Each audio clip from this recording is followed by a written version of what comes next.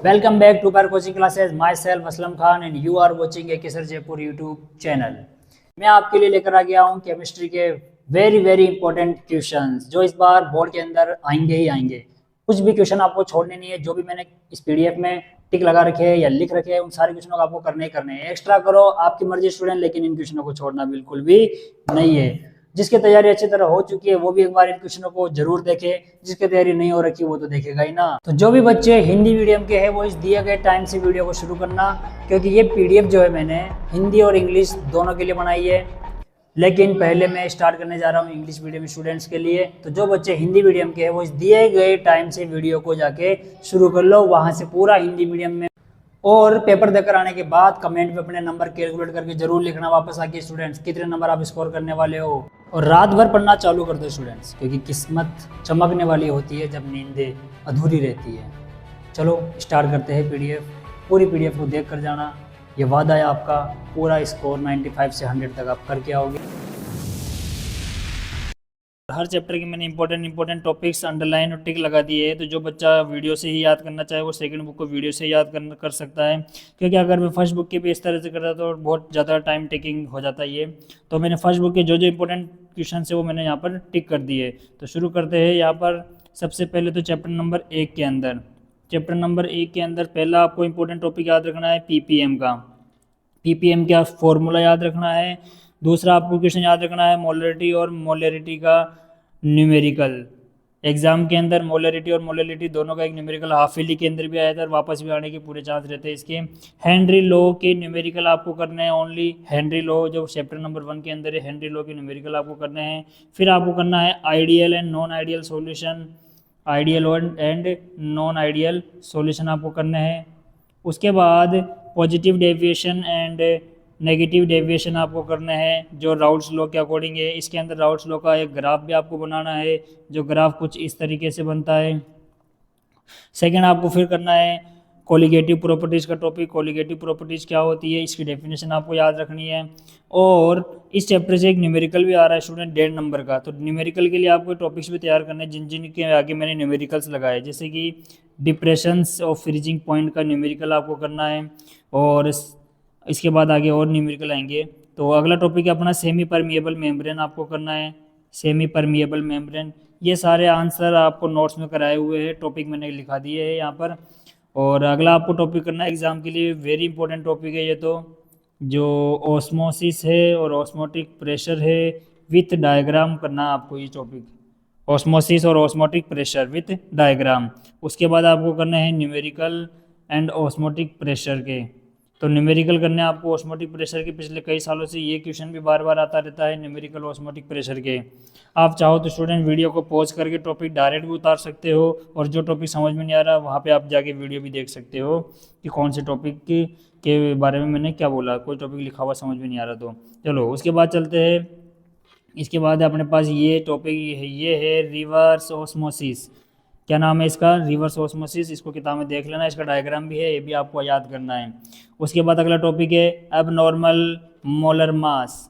Abnormal molar mass, इसके example आपको याद रखने हैं एबनॉर्मल मोलर मास के, जो कि टेबल के अंदर आपको किताब के अंदर डायरेक्टली टेबल पड़ी हुई है। उस टेबल से डायरेक्ट क्वेश्चन पूछ चुके हैं पिछले साल भी, और अब की बार वापस ये टॉपिक इंपॉर्टेंट माना जाता है। एबनॉर्मल मोलर मास याद छोड़ना ही नहीं इस टॉपिक को भी।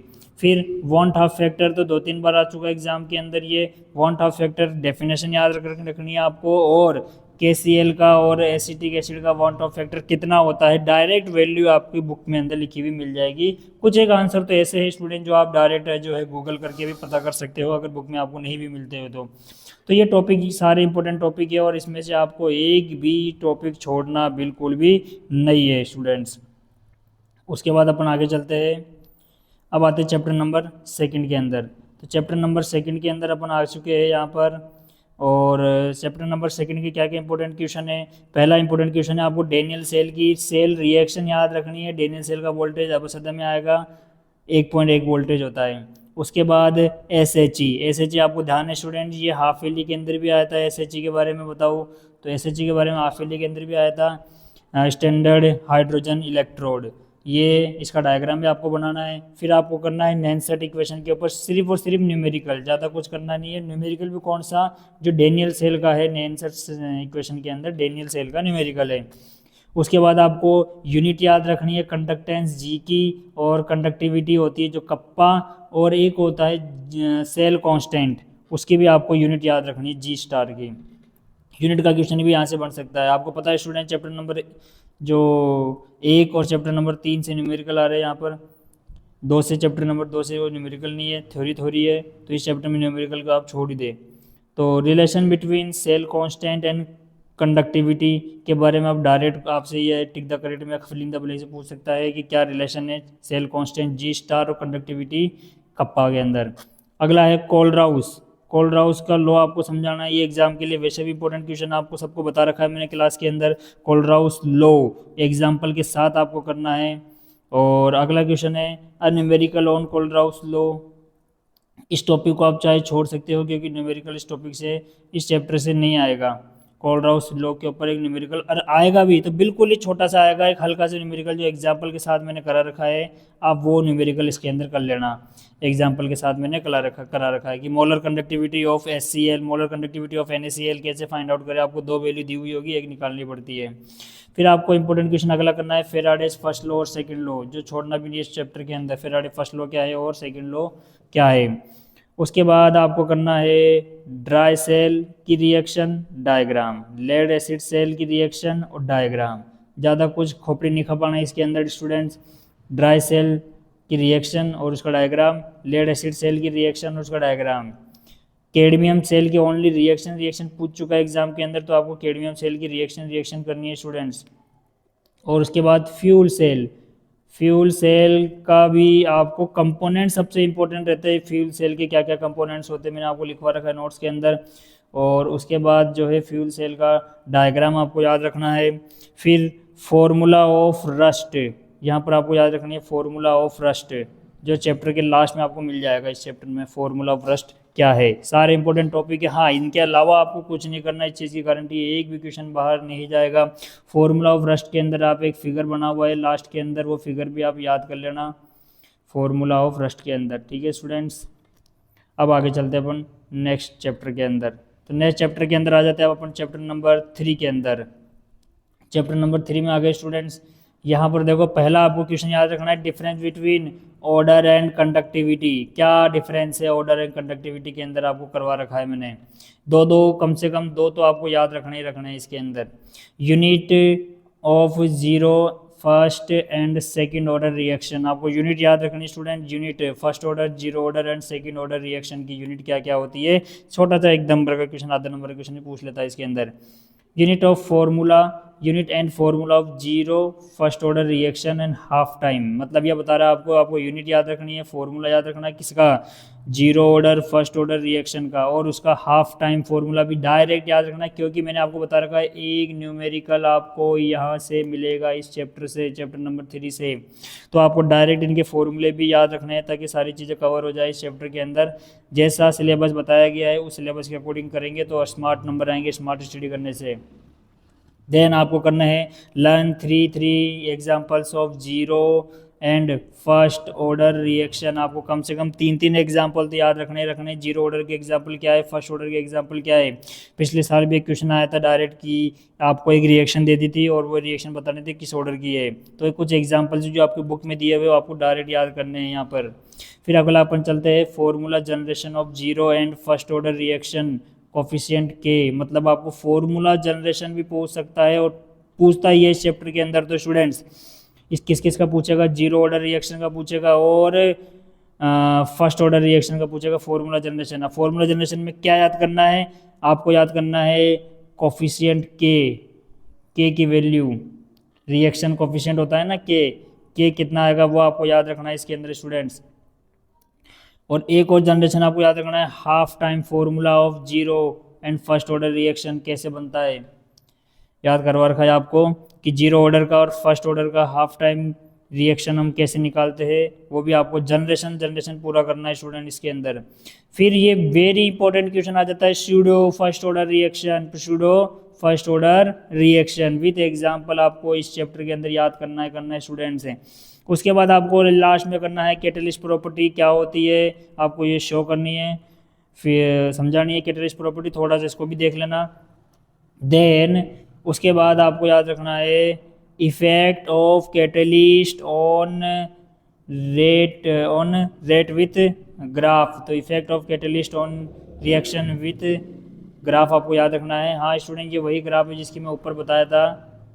तो वो ग्राफ क्या था, कुछ इस तरीके से बना हुआ था, आपको याद रखना है इस तरीके से ग्राफ, इसको आपको समझाना है। ये चैप्टर नंबर इसी चैप्टर के अंदर ग्राफ है, इसका नाम है, टॉपिक का नाम कैटलिस्ट प्रॉपर्टी, जिसके अंदर आपको एक्टिवेशन एनर्जी भी मिलेगी, तो वो भी आपको याद रखनी है स्टूडेंट्स। फिर आरएनएस फॉर्मूला विथ न्यूमेरिकल, अगर छोटा सा न्यूमेरिकल इस फॉर्मूले से भी बनाए तो यहाँ से भी एग्जाम में पूछ लेगा आरएनएस फॉर्मूला का न्यूमेरिकल क्या है। हाँ लेकिन अगर आप ये सारे कर लोगे तो फिर गारंटी है कोई क्वेश्चन इससे बाहर नहीं जाएगा स्टूडेंट्स। चलो आगे चलते हैं स्टूडेंट, अब अगले चैप्टर नंबर 4। चैप्टर नंबर 4 के अंदर आपको क्या करना है स्टूडेंट्स, तो चैप्टर नंबर 4 में आ जाते हैं। और चैप्टर नंबर 4 का आपको सबसे पहली बात, मैंने जो नोट्स दिए है आपको, नोट्स के अंदर सारे जो इम्पोर्टेंट क्वेश्चन, इम्पोर्टेंट क्या, सारे के सारे क्वेश्चन जो मैंने नोट्स के अंदर करवा रखे हैं वो याद करने स्टूडेंट्स, उनको कुछ नहीं छोड़ना। इसलिए मैंने यहाँ पे कम टॉपिक कवर किए क्योंकि इस चैप्टर से डायरेक्ट कॉन्सेप्ट बेस्ड क्वेश्चन पूछता है स्टूडेंट चैप्टर नंबर 4 के अंदर, और वो कॉन्सेप्ट बेस्ड क्वेश्चन मैंने आपको सारे के सारे नोट्स के अंदर बीच बीच में करवा रखे हैं। तो बीच के क्वेश्चन तो छोड़ने ही नहीं है आपको, सबसे पहले जाते हैं वो बीच के क्वेश्चन याद करो इस चैप्टर में। उसके बाद हम आ जाते हैं डाईमैग्नेटिज्म, फेरोमैग्नेटिज्म और परमैग्नेटिज्म, इनके एग्जाम्पल एंड डायग्राम आपको याद करने हैं स्टूडेंट्स से। उसके बाद आपको याद करना है क्रोमेट, डाइक्रोमेट, मैग्नेट, परमैग्नेट, इन सब के स्ट्रक्चर, ये 4 चीज़ें याद बताई थी आपको, करवाई थी नोट्स के अंदर, है ना। क्रोमेट, डाइक्रोमेट, मैग्नेट, परमैग्नेट आयंस का स्ट्रक्चर पूछता है इसमें स्टूडेंट, इंपॉर्टेंट लगाना इस टॉपिक को भी। उसके बाद हम चलेंगे लेंथिनॉइड एंड एक्टिनॉइड कॉन्ट्राडिक्शन, ये है लेंथिनॉइड एंड एक्टिनॉइड कॉन्ट्राडिक्शन स्टूडेंट्स हैं, एग्जाम के लिए वेरी इंपॉर्टेंट क्वेश्चन है ये। फिर मिक्स मेटल्स की डेफिनेशन याद रखनी है ओनली, और जो डिसप्रपोर्शनल रिएक्शन है उसकी भी आपको डेफिनेशन याद रखनी है बस, ठीक है स्टूडेंट्स। और कोई डाउट हो तो आप कमेंट में पूछ लेना। आगे चलते हैं चैप्टर नंबर 5 पे। किसी बच्चे को नोट्स चाहिए तो वो पीडीएफ ले सकता है, अपने फ़ोन नंबर पे आप व्हाट्सएप नंबर पे मैसेज करें या कमेंट करें। तो अगला चैप्टर नंबर अपन आ जाते हैं 5 पे। चैप्टर नंबर 5 के अंदर क्या करना है आपको, प्राइमरी एंड सेकेंडरी वैलेंसीज आपको डायरेक्ट पूछा जा चुका है एग्जाम के अंदर, किसकी प्राइमरी है किसकी सेकेंडरी, डायरेक्ट क्वेश्चन देगा आपको, और टिक द करेक्ट का क्वेश्चन ये आ जाएगा। इसके बाद आपको डबल सोल्ट क्या होता है, डबल सोल्ट के एग्जाम्पल से आपको याद रखना है डबल सोल्ट के एग्जाम्पल क्या क्या होते हैं।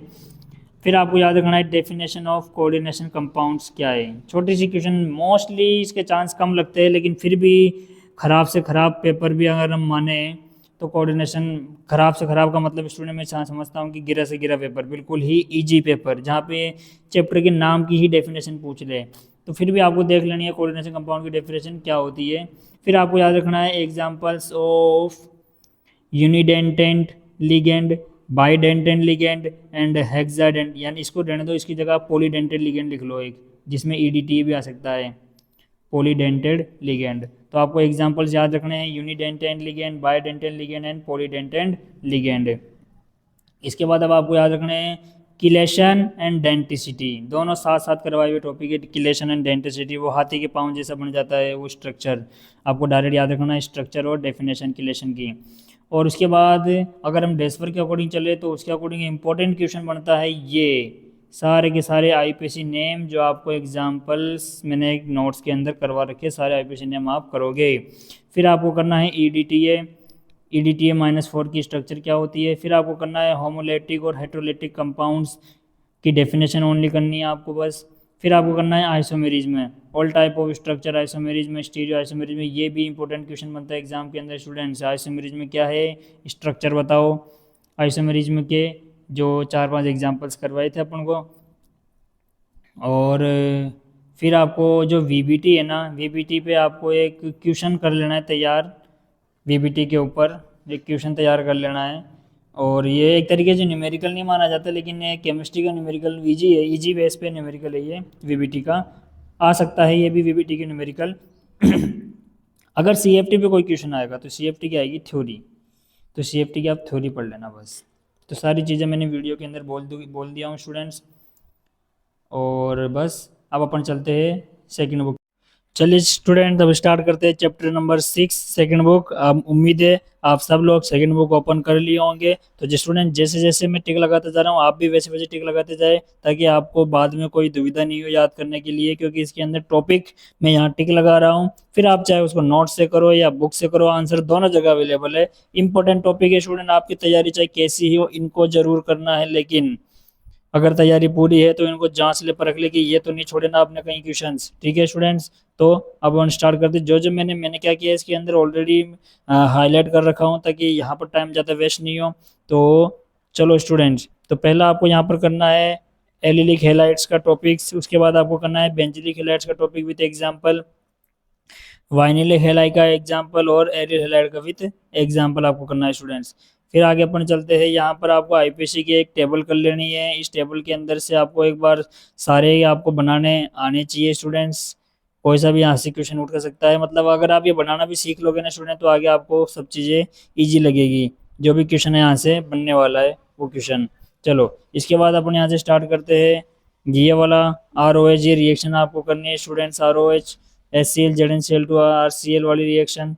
ये अपने पास इसको बोलते हैं अपन ग्रो प्रक्रम, जो आपको याद करना है ग्रो ग्रो प्रोसेस। हाँ, और फिनॉल से जब आपको एल्किल हैलाइड बनाना हो तो ये वाली रिएक्शन में आपको याद रखनी है लाल फॉस्फोरस की प्रेजेंस में। फिर आपको ROH प्लस SOCl2 वाली इसको बोलते हैं डार्जन रिएक्शन, ये आपको याद रखनी है स्टूडेंट्स। फिर अपन आगे चलते हैं। आगे चलने के बाद ये रिएक्शन याद रखनी है आपको। इस रिएक्शन के अंदर इस रिएक्शन के अंदर आपको एल्किल हैलाइड में सनलाइट डालकर Cl2 से रिएक्शन करवाई जा रही है, जिससे आपके ये एल्केन है स्टूडेंट, सॉरी स्टूडेंट ये एल्केन है, इसके अंदर Cl2 डाला जा रहा है। फिर उसके बाद ये बन रहा है एल्किल हैलाइड। ठीक है स्टूडेंट्स, इसके बाद आगे चलते हैं अपन। और ये है फिल्केंस्टाइन रिएक्शन, आपको इस रिएक्शन को छोड़ना ही नहीं है। फिल्केंस्टाइन रिएक्शन आराम से एग्जाम में पूछी जाती है। इसके बाद स्वार्थ रिएक्शन आपको करनी है। और उसके बाद आपको सेंडमायर रिएक्शन ये रही। तो ये सेंडमायर रिएक्शन एग्जांपल्स आपको करने हैं, इसके अंदर क्या क्या होता है सारे याद रखने हैं आपको सेंडमायर रिएक्शन में। फिर ये BDC से आपको बेंजीन आयोडाइड बनाना है, तो ये कैसे बनेगा इस रिएक्शन को याद रखना है कि आई से रिएक्शन करवाते हैं इसके अंदर अपन। फिर आपको कुछ नहीं करना, यहाँ से सिर्फ ये क्वेश्चन तैयार कर लेना है किस तरीके से होता है। मैंने नोट्स में समझा रखा है कि arrange each set of the compound in order of increasing boiling point है। बॉइलिंग पॉइंट इंक्रीजिंग करने के पर्पज से को याद करना है। ब्रोमो एथेन तो यह आप कर लेना, मैंने टिक लगा दिया एग्जाम्पल नंबर 10, क्योंकि मैं समझाऊंगा भी टाइम लग जाएगा। तो क्लास में मैंने सब चीज़ें समझा रखी है, वहाँ से नोट्स के डायरेक्ट आप जाके याद कर लेना नोट्स में से। उसके बाद ये क्वेश्चन है, इसमें इंपॉर्टेंट बनता है स्टूडेंट, आंसर भी यही लिखा हुआ है। Halo alkane react with KCN to form alkyl cyanide and as main product, while AgCN forms isocyanide as the chief product। मतलब KCN जब रिएक्शन करता है हेलो एल्केन से तो ये बनाता है एल्किल साइनाइड, जबकि AgCN रिएक्शन करता है तो बनाता है आइसोसाइनाइड। मैंने बताया था स्टूडेंट आपको, क्योंकि KCN यहाँ पर आयनिक नेचर का होता है और AgCN यहाँ पर कोवैलेंट नेचर का होता है। यहाँ पे इलेक्ट्रॉन शेयर करते हैं AgCN में, इसलिए इनके दोनों के प्रोडक्ट अलग अलग होते हैं स्टूडेंट्स। फिर आगे पर चलते हैं substitution nucleophilic biomolecular reaction SN2 reaction आपको यहाँ पर याद करनी है विद एग्जांपल। और SN1 SN2 के अंदर तो मैंने आपको डिफरेंस भी याद करवा रखा है, वो भी यहाँ पे करना है तैयार वापस। फिर आपको यहाँ पे करना है इन्वर्जन की डेफिनेशन ऑफ कॉन्फ़िगरेशन, मतलब इन्वर्जन ऑफ कॉन्फ़िगरेशन आपको याद रखना है। डेफिनेशन क्या है वो आपको बताई गई थी। उसके बाद आपको याद रखना है यहाँ से SN1 रिएक्शन का एग्जाम्पल विथ डेफिनेशन आपको करनी है स्टूडेंट्स हैं। फिर अपन आगे चलते हैं अब, और इस क्वेश्चन को आपको तैयार कर लेना है। हार्ड से हार्ड अगर पेपर बनता है तो इससे हार्ड नहीं बनेगा, ये क्वेश्चन फिर आएगा ही आएगा स्टूडेंट, मैं जानता हूँ इस क्वेश्चन को। इनके अंदर 2-3 पार्ट है वो सारे कर लेना है इसके। उसके बाद फिर ये वाला कर, इसके बाद तो वो यहाँ पे जो मैंने बताया था ना स्टूडेंट, ये वाला यार आपको याद करना है, इसका आंसर देखो ये वाला तैयार करना है, इसको आप रहने दो, ये ब्यूटेन का आइसोमेरेज में जो आपको दो चीज़ याद करनी पड़ जाएगी, तो इसको रहने दो, डायरेक्ट वो क्वेश्चन पूछ लेगा जो मैंने टिक लगवाया था अभी। फिर आपको याद रखना है स्टूडेंट क्लियरिटी, क्लियरिटी क्या है, और कायरल अकायरल होता है ना, ये कायरल अकायरल की डेफिनेशन आपको याद रखनी है, और एक एग्जांपल कायरल अकायरल का आपको भी याद रखना है, किस तरीके से मैंने कि नोट्स के अंदर करवाया रहा था आपको, यहाँ पर इसको अटपटा सा लग रहा होगा ये बनाना, आपको कॉपी के अंदर जो बनवाया था वो याद कर लेना, जिसको ये याद हो जाता है वो ये वाला कर लेना स्टूडेंट्स। फिर अपन आगे चलते हैं इंपॉर्टेंट टॉपिक्स के अंदर। यहाँ पर चल आ जाता है रेसिमाइजेशन, ये आपको अच्छी तरह करना है, रेसिमाइजेशन की डेफिनेशन है स्टूडेंट्स। फिर अपन अब आगे चलते हैं, अब मैंने क्या है बॉक्स बना रखे हैं जो जो भी इम्पोर्टेंट क्वेश्चन है यहाँ पर, तो बॉक्स जो मैंने बना रखे हैं वो आगे आएंगे अपने पास, शायद बॉक्स इसमें नहीं है, अगली पीडीएफ में मिलेंगे बॉक्स अपन को। तो ये कुछ नहीं करना है यहाँ से आपको, सिर्फ यहाँ पे आ जाओ सीधे। तो यहाँ पे आने के बाद आपको ये क्वेश्चन याद रखना, क्लोरोबेंजीन से फिनॉल बनाने की बेस्ट और प्रसिद्ध रिएक्शन, वायरल रिएक्शन है ये, क्लोरोबेंजीन से फिनॉल बनाने की रिएक्शन स्टूडेंट्स।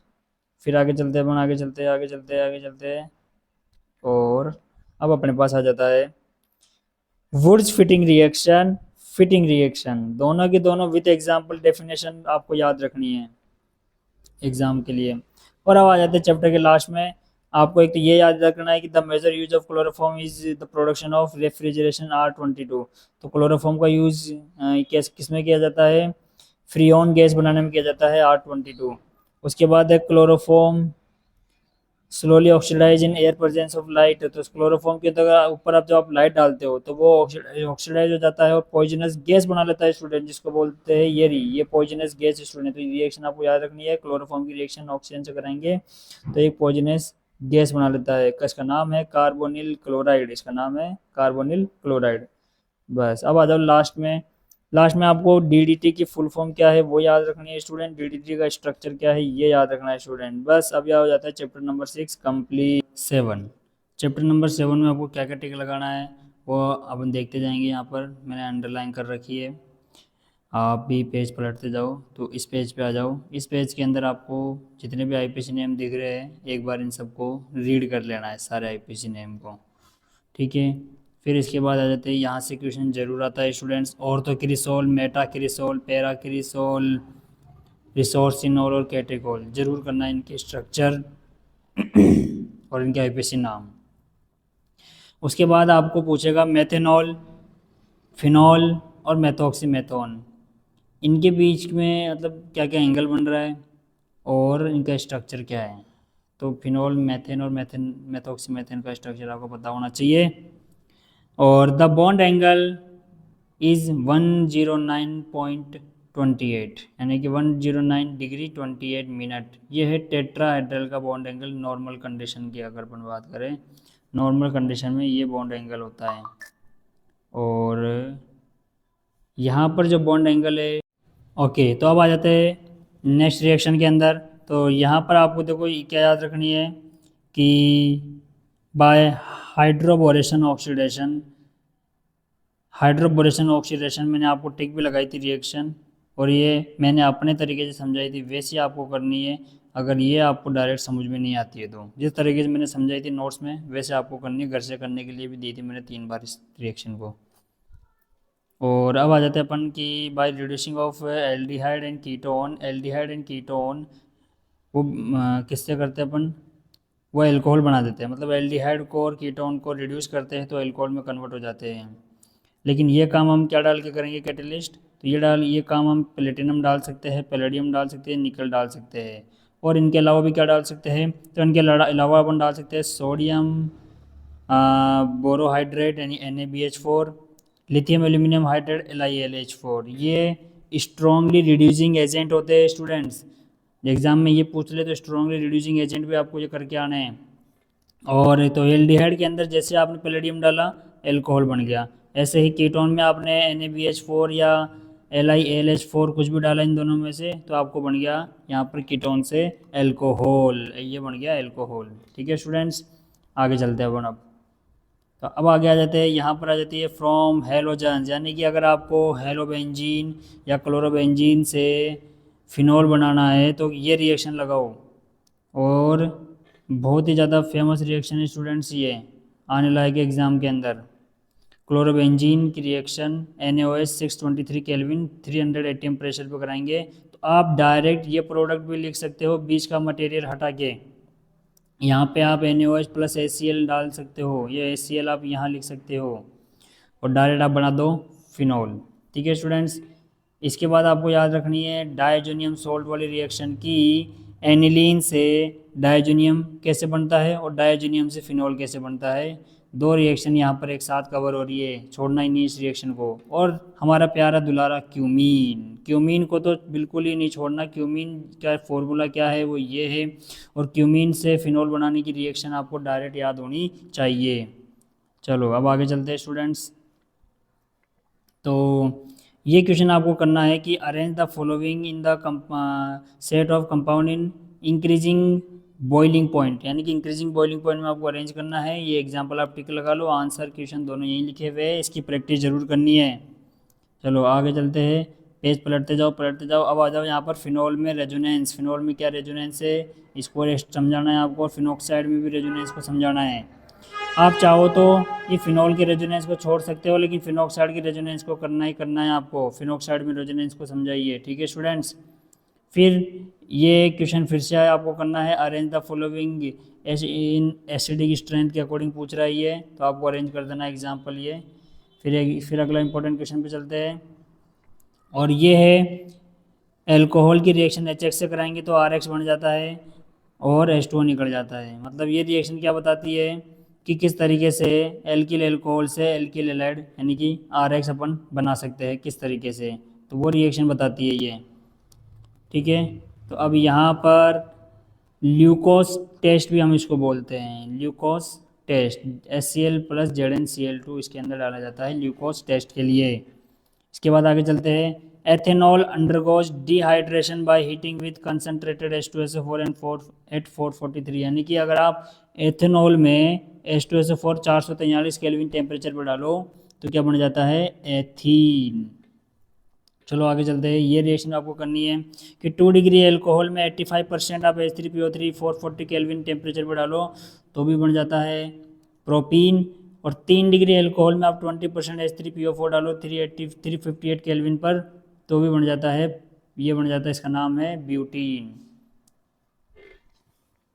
वैसे तो अपन ब्यूटीन बोलेंगे, दूसरा नाम इसको देख लेना। आगे चलेंगे अपन, तो यहाँ पर अब देखो इंपॉर्टेंट क्वेश्चन ये वाला करना है स्टूडेंट्स, ये वाला कि 1 डिग्री एल्कोहल में कॉपर डाल दो एल्डिहाइड बन जाएगा, 2 डिग्री एल्कोहल में कॉपर डाल दो कीटोन बन जाएगा, 3 डिग्री एल्कोहल में कॉपर डाल दो तो यहाँ पर रिडक्शन प्रोसेस होकर एल्कीन बन जाएगा। ओके स्टूडेंट्स, टिक लगा लो इसको। फिर आगे चलते हैं अपन नाइट्रेशन। नाइट्रेशन रिएक्शन के अंदर आपको याद रखनी है कि जब भी फिनॉल का डाइल्यूट HNO3 के साथ नाइट्रेशन कराया जाता है तो ऑर्थो नाइट्रोफिनॉल पैरा नाइट्रोफिनॉल बनता है और दोनों के दोनों ये कनेक्ट रहते हैं। यहाँ पर दोनों को अलग करने की जो मेथड है वो आपको यहाँ पर मिल जाएगा। अच्छा, ये किस मेथड से कनेक्ट रहते हैं, वो है इंटरमोलिकुलर। इसका नाम है क्या है, इसका नाम इंटरमोलिकुलर, ये रहा। ठीक है स्टूडेंट्स, और किस तरीके से इनके बीच में हाइड्रोजन बॉन्ड बनता है याद रखना है। और हमारा प्यारा दुलारा पिक्रिक एसिड, पिक्रिक एसिड को तो बिल्कुल ही नहीं छोड़ना। तो यहाँ पर फिनॉल की रिएक्शन HNO3 से करवा देते हैं तो ये बन जाता है picric acid 2,4,6 trinitrophenol. Okay students, आगे चलते हैं अपन, तो आगे चलते जाओ। यहाँ पर अब आ जाता है कॉल्बे, बॉल्बे जल्दी से। तो ये रिएक्शन वेरी इंपॉर्टेंट है, कॉल्बे की नेम रिएक्शन है, छोड़ना ही नहीं है इस टॉपिक को भी। उसके बाद आ जाती है रायमर्टिमान रिएक्शन, मैंने आपको किस एग्जाम के लिए प्रिपेयर करवाई थी बहुत अच्छी तरीके से रायमर्टिमान रिएक्शन को। उसके बाद आ जाती है कि आप फिनॉल में जिंक डस्ट डाल दो सीधे सीधे बेंजीन गेट करने के लिए, बेंजीन प्राप्त करने के लिए फिनॉल में क्या डाल दो, जिंक डाल दो तो बेंजीन आपको मिल जाएगा। ठीक है, आगे चलते हैं, तो यहाँ पर है मेथनॉल का पैराग्राफ टिक लगा लो कि मेथनॉल का फॉर्मूला CH3OH होता है। इसको वुड स्प्रिट के नाम से भी जाना जाता है। ये टिक द करेक्ट के अंदर क्वेश्चन आ जाता है स्टूडेंट, टिक द करेक्ट में वुड स्प्रिट के नाम से इसको जाना जाता है। और सीओ का रिडक्शन कराएंगे अपन H2 की प्रेजेंस में, ZnO CrO3 200 से 300 एटीएम प्रेशर हो और ये टेम्परेचर लिखा हुआ है, इससे आपको बना लोगे मेथेनॉल। डायरेक्ट याद रखनी है आपको मेथेनॉल बनाने की रिएक्शन क्या है। अब नीचे देखो यहाँ पर एक denaturation of alcohol, denaturation of alcohol के एल्कोहल जो पीने लायक नहीं रखना चाहते हम, तो उसको क्या करें, तो वहाँ पर डीनेचुरेशन ऑफ एल्कोहल प्रोसेस लगा दे ताकि एल्कोहल पीने लायक नहीं हो और इसका गलत यूज भी कोई नहीं कर सके। ठीक है स्टूडेंट्स, आगे चलते हैं। ये है मैथ एथोल, एथेनॉल की रिएक्शन H2SO4 से करवाएंगे तो एथीन बनेगा। एथेनॉल की रिएक्शन H2SO4 से कराएंगे तो ये डाईएथॉक्सी ईथर, डाईएथिल ईथर बन जाएगा, या एथॉक्सी एथेन बन जाएगा, या डाईएथिल ईथर। तो ये क्या क्यों याद रखनी है, यह आपको देगा कंप्लीट द रिएक्शन, इसको बोलेगा ए, इसको बोलेगा बी, रिएक्शन को कंप्लीट करो। ये जब भी आएगी ये विलियमसन के नाम से आएगी रिएक्शन, विलियमसन ईथर संश्लेषण, विलियमसन ईथर सिंथेसिस रिएक्शन। ये आपको डेफिनेशन और विथ रिएक्शन याद करनी है स्टूडेंट्स। उसके बाद अपन चलते हैं cleavage of CO bond in ether. तो ईथर में जब बॉन्ड टूटता है ROR HX से कराएगा RH बनेगा, ROH एल्कोहल से भी HX करेगा तो अभी RH बनेगा। याद रखना है स्टूडेंट्स रिएक्शन को। ऐसे ही एल्किल फेनिल ईथर हो, इसकी रिएक्शन भी HX से कराओगे आप, इसकी रिएक्शन भी HX से कराओगे तो यहाँ पर क्या बन जाएगा, फिनॉल। ओके स्टूडेंट्स, इसके बाद इंपॉर्टेंट टॉपिक पर चलते हैं। अब जो अगला इंपॉर्टेंट टॉपिक अपना है वो है इलेक्ट्रोफिलिक सब्स्टिट्यूशन रिएक्शन। के अंदर आपको सिर्फ और सिर्फ ये याद रखना है कि ईथर में रेजोनेंस कैसे बनाते हैं, और यहाँ पर आपको याद रखना है कि एनिसोल की रिएक्शन ब्रोमीन से करवाई तो क्या प्रोडक्ट बनते हैं, तो आपको याद रखना है पैरा ब्रोमो एनिसोल और ऑर्थोब्रोमो एनिसोल। बस अब अपन चलते हैं नेक्स्ट चैप्टर के अंदर। तो नेक्स्ट चैप्टर में आ जाओ स्टूडेंट्स, चैप्टर नंबर 8 के अंदर। चैप्टर नंबर 8 के अंदर जो सबसे पहले इंपॉर्टेंट टॉपिक वो आ जाता है वाइनिलिन की रिएक्शन। वाइनिलिन का स्ट्रक्चर क्या है, सैलिसाइल्डिहाइड का रिएक्शन स्ट्रक्चर क्या है, और सिनेमाल्डिहाइड का रिएक्शन स्ट्रक्चर क्या है। मतलब आपको इन तीनों नाम का स्ट्रक्चर याद रखना है।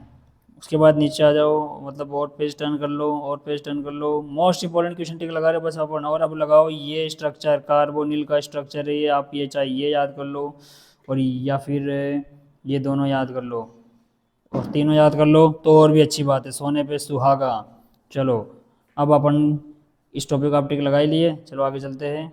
तो आगे चलने के बाद देखो यहाँ पर टॉपिक आ जाता है नया, Rosenmund reaction. Rosenmund reaction very important, Stephen reaction very important, और एल्किल साइनाइड से एल्किल एल्डिहाइड बनाने की रिएक्शन भी वेरी इंपॉर्टेंट। इसमें इसके अंदर डाला जा रहा है die isobutyl aluminium hydride DiBALH। तो रिएक्शन तीनों करना आप, बिल्कुल एग्जाम में आने लायक रिएक्शन है, छोड़ना ही नहीं है।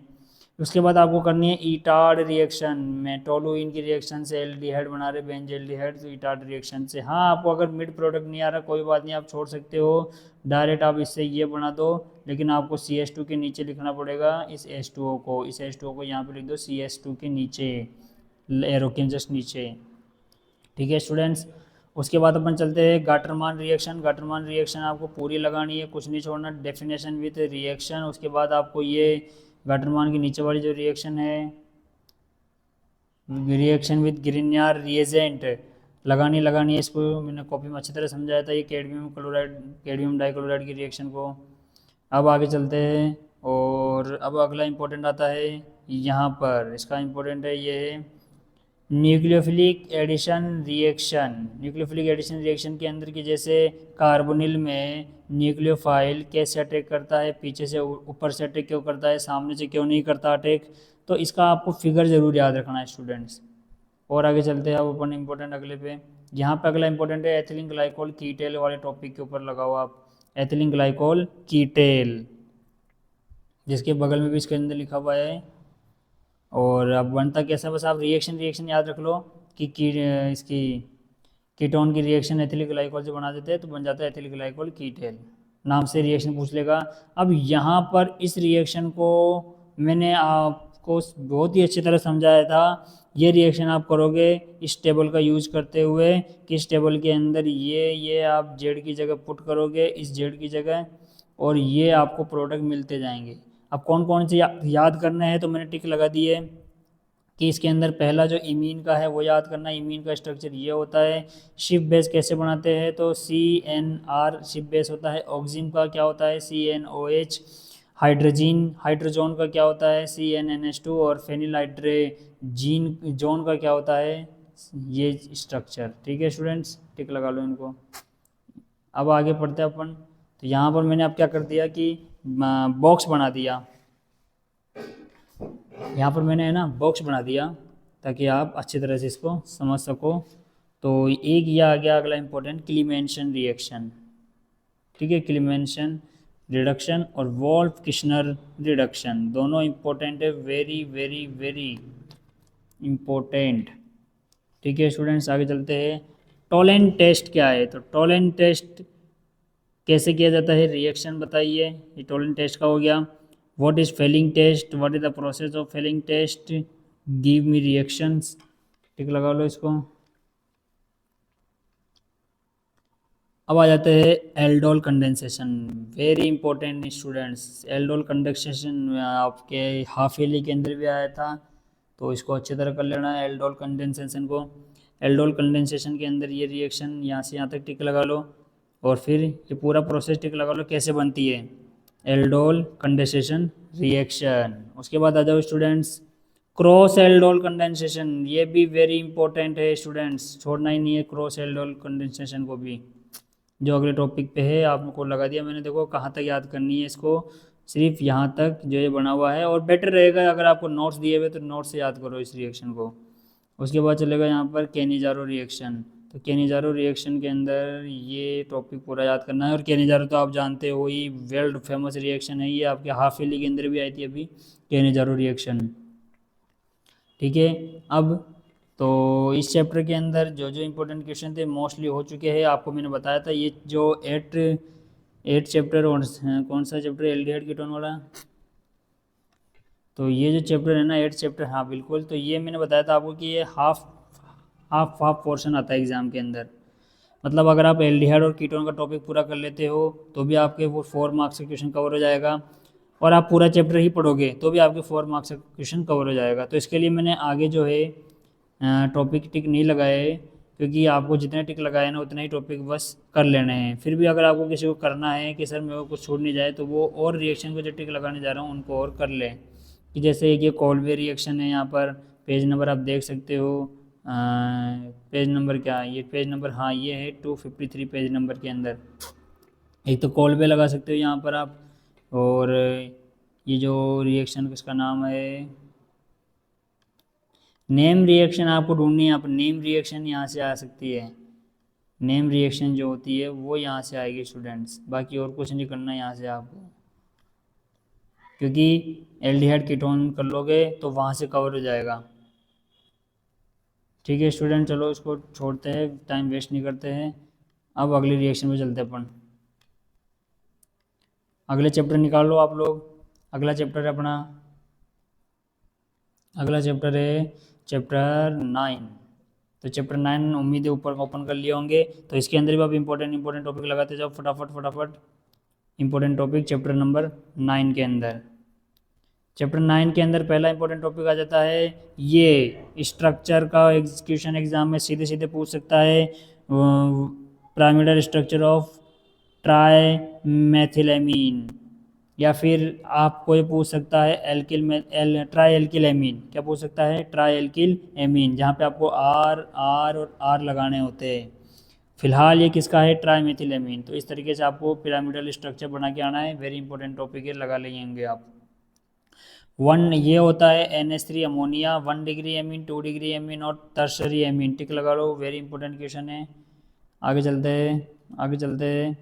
तो अब यहाँ पर नाइट्रो कंपाउंड, जैसे कि नाइट्रोबेंजीन से एनिलीन बनाना हो, क्या प्रोसेस लगाओगे, नाइट्रोबेंजीन से एनिलीन बनाना हो, एक ये प्रोसेस भी लगाओगे, दोनों इंपॉर्टेंट लगाओगे। यहाँ पे आपको अच्छा, इस चैप्टर से जो क्वेश्चन आएंगे ना स्टूडेंट्स, एक तो एसिडिक नेचर, बेसिक नेचर अच्छे से कर लेना स्टूडेंट्स, और कन्वर्जेशन की ज़्यादा क्वेश्चन बनते हैं यहाँ से, मतलब कि जैसे आपको बोले कि नाइट्रोबेंजीन से एनिलीन रिएक्शन कैसे प्राप्त करोगे आप, how will you get nitrobenzene to aniline, तो ये रिएक्शन आपको उस टाइम लिखनी पड़ती है। तो कन्वर्जेशन की क्वेश्चन ज़्यादा याद कर लेना कि किस तरह से कन्वर्ट करते हैं रिएक्शन के अंदर, वो question.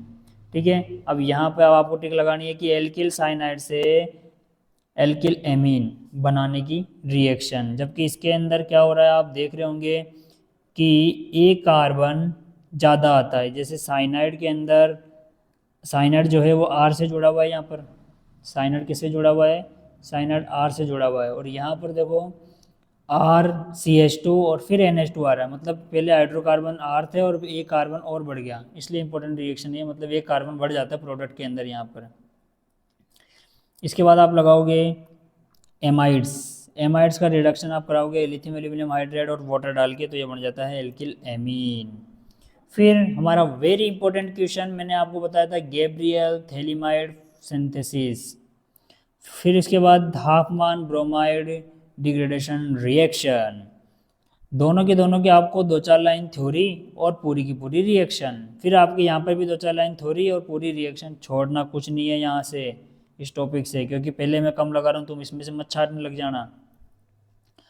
How will you convert, how will you convert, तो कन्वर्जेशन के क्वेश्चन मैंने आपको बता रखा है, इस चैप्टर से कन्वर्जेशन के क्वेश्चन बिल्कुल इंपॉर्टेंट बनते हैं स्टूडेंट, छोड़ना ही नहीं इस चैप्टर के अंदर कन्वर्ट करने वाले क्वेश्चनों को।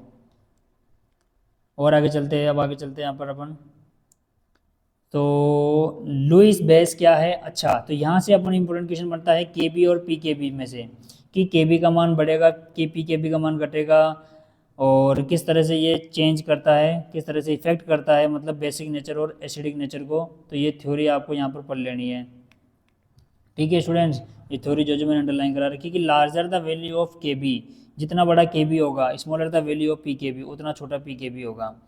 यानी स्ट्रॉन्गर द बेस, बेस जितना बड़ा होगा, P K B value of few amine given है ना, स्ट्रॉन्गर द बेस, उतना ही बड़ा क्या होगा, बेस होगा। यानी कि के बी की वैल्यू, यानी कि के बी की वैल्यू जो आपको फॉर्मूला में दे रखी है ना ये, यानी कि के बी की वैल्यू आप इंक्रीज करते हो तो पी के बी की वैल्यू डिक्रीज हो जाती है, और उतना ही स्ट्रॉन्ग हो जाता है बेस।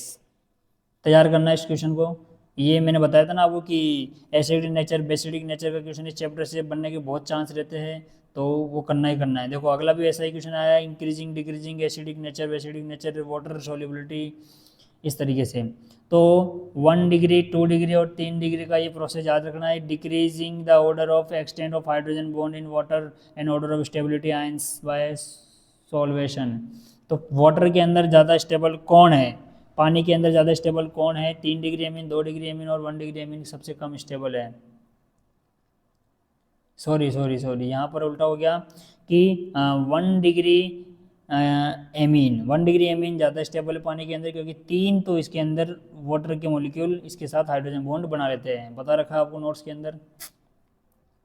फिर इन दोनों टॉपिक को आपको इम्पोर्टेंट है, छोड़ना ही नहीं है। इन दोनों टॉपिक में क्या इंपॉर्टेंट है, देखो 2 3 1, 2 डिग्री 3 डिग्री 1 डिग्री, जब आपके पास एथेन दिया हुआ हो, और 2 डिग्री 1 डिग्री 3 डिग्री जब आपको मेथेन दिया हुआ हो, तो सोलिबिलिटी का ऑर्डर यहाँ पर ध्यान रखना है। इन केस ऑफ सब्स्टिट्यूशन, तो इसको छोड़ो आप, इसको तो आप रहने दो, कोई दिक्कत नहीं, ये तो मैंने एक्स्ट्रा लगा दिया ऐसे ही। अब यहाँ पे आ जाओ, अरेंजमेंट का फिर से क्वेश्चन आ गया। अरेंजमेंट का क्वेश्चन स्टूडेंट बनता ही बनता है, अरेंजमेंट का क्वेश्चन यहाँ पर बनता ही बनता है, आप कुछ भी कर लो, छोड़ना है ही नहीं इसको। अब आ जाओ आइसोसाइनाइड टेस्ट। आइसोसाइनाइड टेस्ट के अंदर क्या होता है कि आप RnH2 की रिएक्शन CHCl3 KOH के प्रेजेंस में करोगे तो RNC plus KCl plus H2 बनता है। फिर उसके बाद आप करते हो एरोमेटिक एमाइन से रिएक्शन, कि यहाँ पर एनिलीन की reaction nitrous acid NaNO2 plus HCl से साथ कराई जाए तो BDC बनता है। यानी ये तो हम रिएक्शन पहले भी कर चुके हैं, लेकिन आप पहले याद कर लिए तो यहाँ पे याद करने की जरूरत नहीं है। ये क्वेश्चन एग्जाम में अभी हाफ ईयरली में भी आया था और 3-4 सालों से लगातार आ रहा है। What is the formula of Hinsberg reagent, तो बता रखा है आपको, बेंजीन के साथ SO2Cl जोड़ दो, हिंसबर्ग रिएजेंट बन जाता है। और हिंसबर्ग रिएजेंट किस तरीके से रिएक्शन करता है, तो आपको याद रखना है स्टूडेंट्स, ये वाली रिएक्शन हिंसबर्ग रिएजेंट ये रहा, और यहाँ पर ये है 1 डिग्री एमीन। रिएक्शन को कंप्लीट करना है, बिल्कुल टिक लगा लो इस रिएक्शन को। आगे आ जाओ, ब्रोमिनेशन। ब्रोमिनेशन में जैसे कि एनिलीन की रिएक्शन 3Br2 से Br-H2O के प्रेजेंस में कराएंगे तो 2,4,6 ट्राइब्रोमो एनिलीन बन जाता है। फिर आगे चलेंगे यहाँ पर ज्यूटर आयन। ज्यूटर आयन कैसे बनता है, वेरी वेरी इंपॉर्टेंट क्वेश्चन, मतलब आपको करना है इस क्वेश्चन को। ज्यूटर आयन किस तरीके से बनता है, क्वेश्चन को छोड़ना ही नहीं है एग्जाम के लिए, एग्जाम वाले की नज़रें इस क्वेश्चन पर टिकी हुई है। आगे चलते हैं स्टूडेंट्स, तो देखो अब आ जाते हैं अपन गाटरमान और रिएक्शन पे। गाटरमान रिएक्शन और सेंडमायर रिएक्शन। देखो स्टूडेंट, एग्जामिनर की नज़रें जो है इस क्वेश्चन पर लगातार टिकी हुई है। गाटरमान रिएक्शन क्या है आपको याद रखनी है, सेंडमायर रिएक्शन क्या है याद रखनी है, और बीडीसी से बेंजीन आयोडाइड कैसे बनाएंगे, बीडीसी से बेंजीन फ्लोराइड कैसे बनाएंगे, दोनों रिएक्शन टिक लगा लो। मैंने अब की बार बॉक्स बना दिया है रिएक्शन के आगे जो जो इंपॉर्टेंट है। अब अपन आगे चलते हैं, रिएक्शन ऑफ डायजोनल ग्रुप रिएक्शन। तो इसको कहाँ गया ये, इस टॉपिक के अंदर यहाँ से कर लो, हाँ सही है चलो। हाँ मैंने इसको बॉक्स बना रखा है स्टूडेंट, तुम्हारे बॉक्स नहीं होगा, मैं बॉक्स देख के कन्फ्यूजन हो गया कि ऐसा बॉक्स पहले नहीं था, ये बॉक्स मैंने बनाया है स्टूडेंट्स। तो देखो इसके अंदर reaction involving retention of diazo group, coupling reaction, इसका नाम है कपलिंग रिएक्शन और वेरी इंपॉर्टेंट रिएक्शन है। एग्जाम में कई दफ़ा पूछ चुके इस रिएक्शन को। तो बीडीसी की रिएक्शन फिनॉल से कराएंगे, बीडीसी की रिएक्शन एनिलीन से करवाएंगे, फिनॉल और एनिलीन जो भी प्रोडक्ट है ये प्राप्त करने के लिए। चलो इस चैप्टर के अंदर यही इंपॉर्टेंट है। अब अपन आगे चलते हैं नेक्स्ट चैप्टर के अंदर। तो नेक्स्ट चैप्टर में अपन चलते हैं, तो so now chapter 10 open. Chapter 10 के अंदर आप पहला पेज ही है अपने पास, तो यहाँ पर एसिडिक एसिड का फॉर्मूला CH3COOH और रेमनॉस का फॉर्मूला C6H12O5। रेमनॉस का फॉर्मूला यहाँ पे इंपॉर्टेंट बनता है और कौन सा कार्बोहाइड्रेट नहीं है रेमनॉस, आपको ये टिक द करेक्ट के लिए तैयार करना है। फिर टिक द करेक्ट के लिए अब तैयार करते हैं मोनोसेकेराइड। मोनोसेकेराइड की आपको डेफिनेशन और एग्जाम्पल, ओलिगोसेकेराइड की डेफिनेशन एग्जाम्पल, पॉलीसेकेराइड की भी डेफिनेशन एंड एग्जाम्पल याद रखना है स्टूडेंट्स। फिर आगे चलते हैं अपन कि ग्लूकोज बनाने की रिएक्शन क्या क्या है। तो ग्लूकोज बनाने की रिएक्शन अपने पास दिख रही है, शुगर केन से बना सकते हैं कि सुक्रोज की रिएक्शन का अपन हाइड्रोलाइसिस करवाएंगे तो ग्लूकोज और फ्रुक्टोज बन जाता है। और अगर स्टार्च अपन बनाना चाहे तो स्टार्च से अपन ग्लूकोज भी बना सकते हैं इस तरीके से। अच्छा अब अपन आ जाते हैं यहाँ पर, देखो रिएक्शन ग्लूकोज की 6 रिएक्शन है कि ग्लूकोज की 6 रिएक्शन किस तरीके से वर्क करती है। तो यहाँ पर आपको दिख रहा है कि how glucose react with HI NH2OH Br2 water. So यहाँ पर फर्स्ट इम्पोर्टेंट रिएक्शन बन जाती है कि ग्लूकोज में किसकी प्रेजेंस को आप शो करना चाहते हो। तो ग्लूकोज के अंदर यहाँ पर 6 कार्बन की प्रेजेंस की रिएक्शन आपको याद रखनी है ये वाली। अगली जो रिएक्शन है ये ग्लूकोज में कार्बोनिल ग्रुप की प्रेजेंस को शो करती है, ये भी याद रखनी है, समझा रखा है मैंने सारी आपको नोट्स के अंदर। अगली जो रिएक्शन है ये ग्लूकोज में एल्डिहाइड ग्रुप की प्रेजेंस को शो करती है। नेक्स्ट जो रिएक्शन है ये ग्लूकोज के अंदर क्या शो करती है स्टूडेंट्स, ये ग्लूकोज के अंदर शो करती है 5OH ग्रुप ग्लूकोज में होते हैं, इस बात को शो करती है ये रिएक्शन। तो ये शो करने वाली रिएक्शन ज़रूर करना, छोड़ना बिल्कुल नहीं है इन रिएक्शन को। फिर इसके बाद ये है ग्लूकोज, तो ग्लूकोज के अंदर एल्डिहाइड होता है और 1 डिग्री एल्कोहल होता है, इसकी प्रेजेंस को शो करने के लिए ये रिएक्शन की जाती है, क्योंकि एल्डिहाइड का ऑक्सीडेशन से COOH बन जाता है, एल्कोहल का ऑक्सीडेशन से भी COOH बन जाता है। तो इस प्रोडक्ट का नाम क्या है? सैकेरिक एसिड। और अगर ग्लूकोनिक एसिड से भी आपको सैकेरिक एसिड बनाना हो तो भी आप यही प्रोसेस लगाओगे, ऑक्सीडेशन करवाओगे, क्योंकि इसमें ऊपर वाला ऑलरेडी COOH है, नीचे वाला OH भी बन जाता है COOH, क्योंकि ऑक्सीडेशन में ऑक्सीजन जुड़ जाता है। फिर अगला आप यहाँ पर करोगे ये 3 रिएक्शन टिक। ये किसने दी थी? तो फिशर ने दी थी। फिशर ने दी थी ग्लूकोज की रिएक्शन। ये ग्लूकोज की है, ये सैकेरिक इसकी ग्लूकोनिक एसिड की है, और ये सैकेरिक एसिड की रिएक्शन है। टिक लगा लो इनको। आगे चलते हैं इंपॉर्टेंट क्वेश्चन के ऊपर। अल्फा डी ग्लूकोज की साइक्लिक स्ट्रक्चर किसने दी? या मतलब अल्फा डी ग्लूकोज का साइक्लिक स्ट्रक्चर ये दिया तो किसने? फिशर ने दिया है। तो साइक्लिक स्ट्रक्चर है अल्फा डी ग्लूकोज का, दोनों याद रखना है। टिक लगा लो इनको। फिर आपको साइक्लिक स्ट्रक्चर के बाद में एक डेफिनेशन याद रखनी है, what is anomer carbon. What is anomer carbon बताया था आपको, ये पहला जो कार्बन होता है दोनों के अंदर एनोमर कार्बन होता है, जिसका कॉन्फ़िगरेशन चेंज होता है। तो अब अपन आ जाते हैं हावर्थ स्ट्रक्चर। ये हावर्थ स्ट्रक्चर है अल्फा डी प्लस ग्लूकोज का, याद रखना है स्टूडेंट। और ये बीटा डी प्लस इसको रहने दो, हाँ इसको रहने दो। चलो आ जाते आगे। फ्रुक्टोफ्यूरेनोस, अल्फा डी माइनस फ्रुक्टोफ्यूरेनोस, ये इसका साइक्लिक स्ट्रक्चर है, और ये अल्फा डी माइनस फ्रुक्टोफ्यूरेनोस के हावर्थ स्ट्रक्चर है। ओके स्टूडेंट्स, अल्फा और बीटा इसके दोनों करने हैं आपको, कुछ नहीं छोड़ना, दिमाग नहीं लगाना ज़्यादा। चलो, तो अब अपन क्या कर रहे हैं यहाँ पर कि जब सुक्रोज को मैं वाटर के साथ रिएक्शन करवाता हूँ तो मेरे को D plus glucose D minus fructose मिलता है। ठीक है, अब मुझे जो डी प्लस ग्लूकोज और डी माइनस फ्रुक्टोज है, ये दोनों अलग अलग नहीं मिलते, ये दोनों एक दूसरे से कनेक्ट हुए मिलते हैं। लाइक अल्फा डी ग्लूकोज और बीटा डी फ्रुक्टोज का दोनों का लिंकेज कनेक्शन ये रहा है रिएक्शन के अंदर। ये सुक्रोज है जिसमें दोनों एक दूसरे से मिलकर बने हुए, बिल्कुल आपको याद रखनी है। सुक्रोज की डेफिनेशन बतानी है और स्ट्रक्चर बताना है। सेम एज इट इज़ आपको माल्टोज किसके से मिलकर बनता है, स्ट्रक्चर बनाना है। और इसी के तहत आपको ये भी बताना है कि लैक्टोज किससे मिलकर बनता है और इसकी रिएक्शन क्या है। फिर आगे के जो स्ट्रक्चर है ना आपको वो नहीं करने हैं, आगे सिर्फ आपको करना है स्टार्च की थ्योरी, जितनी मैंने बॉक्स बना रखी है वो पढ़ लेनी है आपको।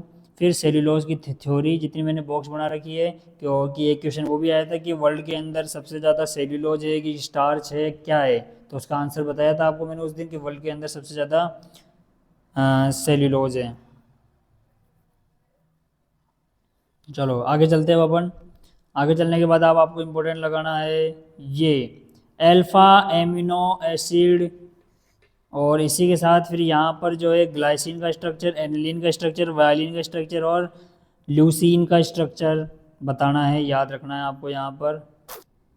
और ये कैसे बनेगा आपको समझा रखा है कि ये आप याद कर लो। इसके अंदर फिर जो आर है ना, इस आर की जगह अगर एच लगाओगे तो ग्लाइसिन बन जाएगा, इस आर की जगह अगर आप CH3 लगाओगे तो एनिलीन बन जाएगा।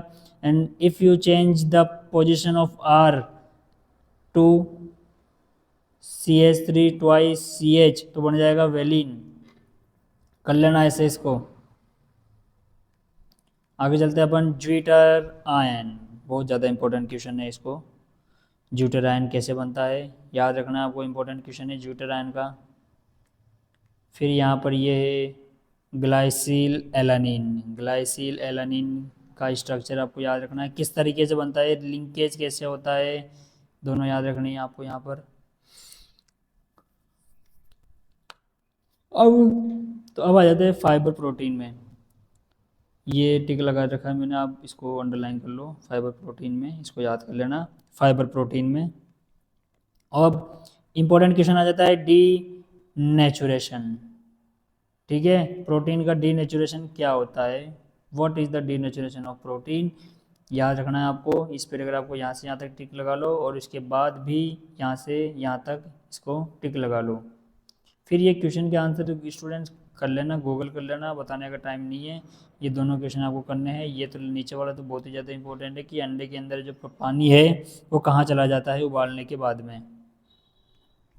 फिर अगले इंपॉर्टेंट करने हैं आपको विटामिन्स, फैट में कौन से विटामिन सोल्यूबल है और वाटर में कौन से विटामिन सोल्यूबल है। अभी विटामिन का क्वेश्चन भी एग्जाम में आया था कि इस विटामिन का साइंटिफिक नेम क्या है, तो याद कर लो इनको।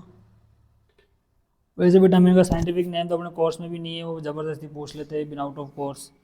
आदतें ये ख़राब पड़ रखी है इनकी आदतें। तो विटामिन के सारे टिक लगा लो यहाँ पर, मतलब सारे तो क्या, जो जो मैंने बता रखा हूँ मैं बता रहा हूँ ना यहाँ पे, वो वही टिक लगाओ बस। तो जैसे कि लग रखे हैं ना टिक येलो वाले, A B1 B2 C और D, और यहाँ पर इनकी एक एक बीमारी मतलब रिकेट्स डिफिशियंसी डिजीज़ क्या क्या है वो याद कर लो।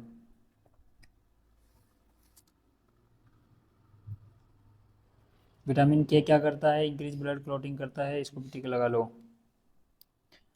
तो अब आ जाओ chemical composition of nucleic acid. Nucleic acid में बीटा डी राइबोज, टिक लगा लो, बीटा डी राइबोज का स्ट्रक्चर याद रखना है।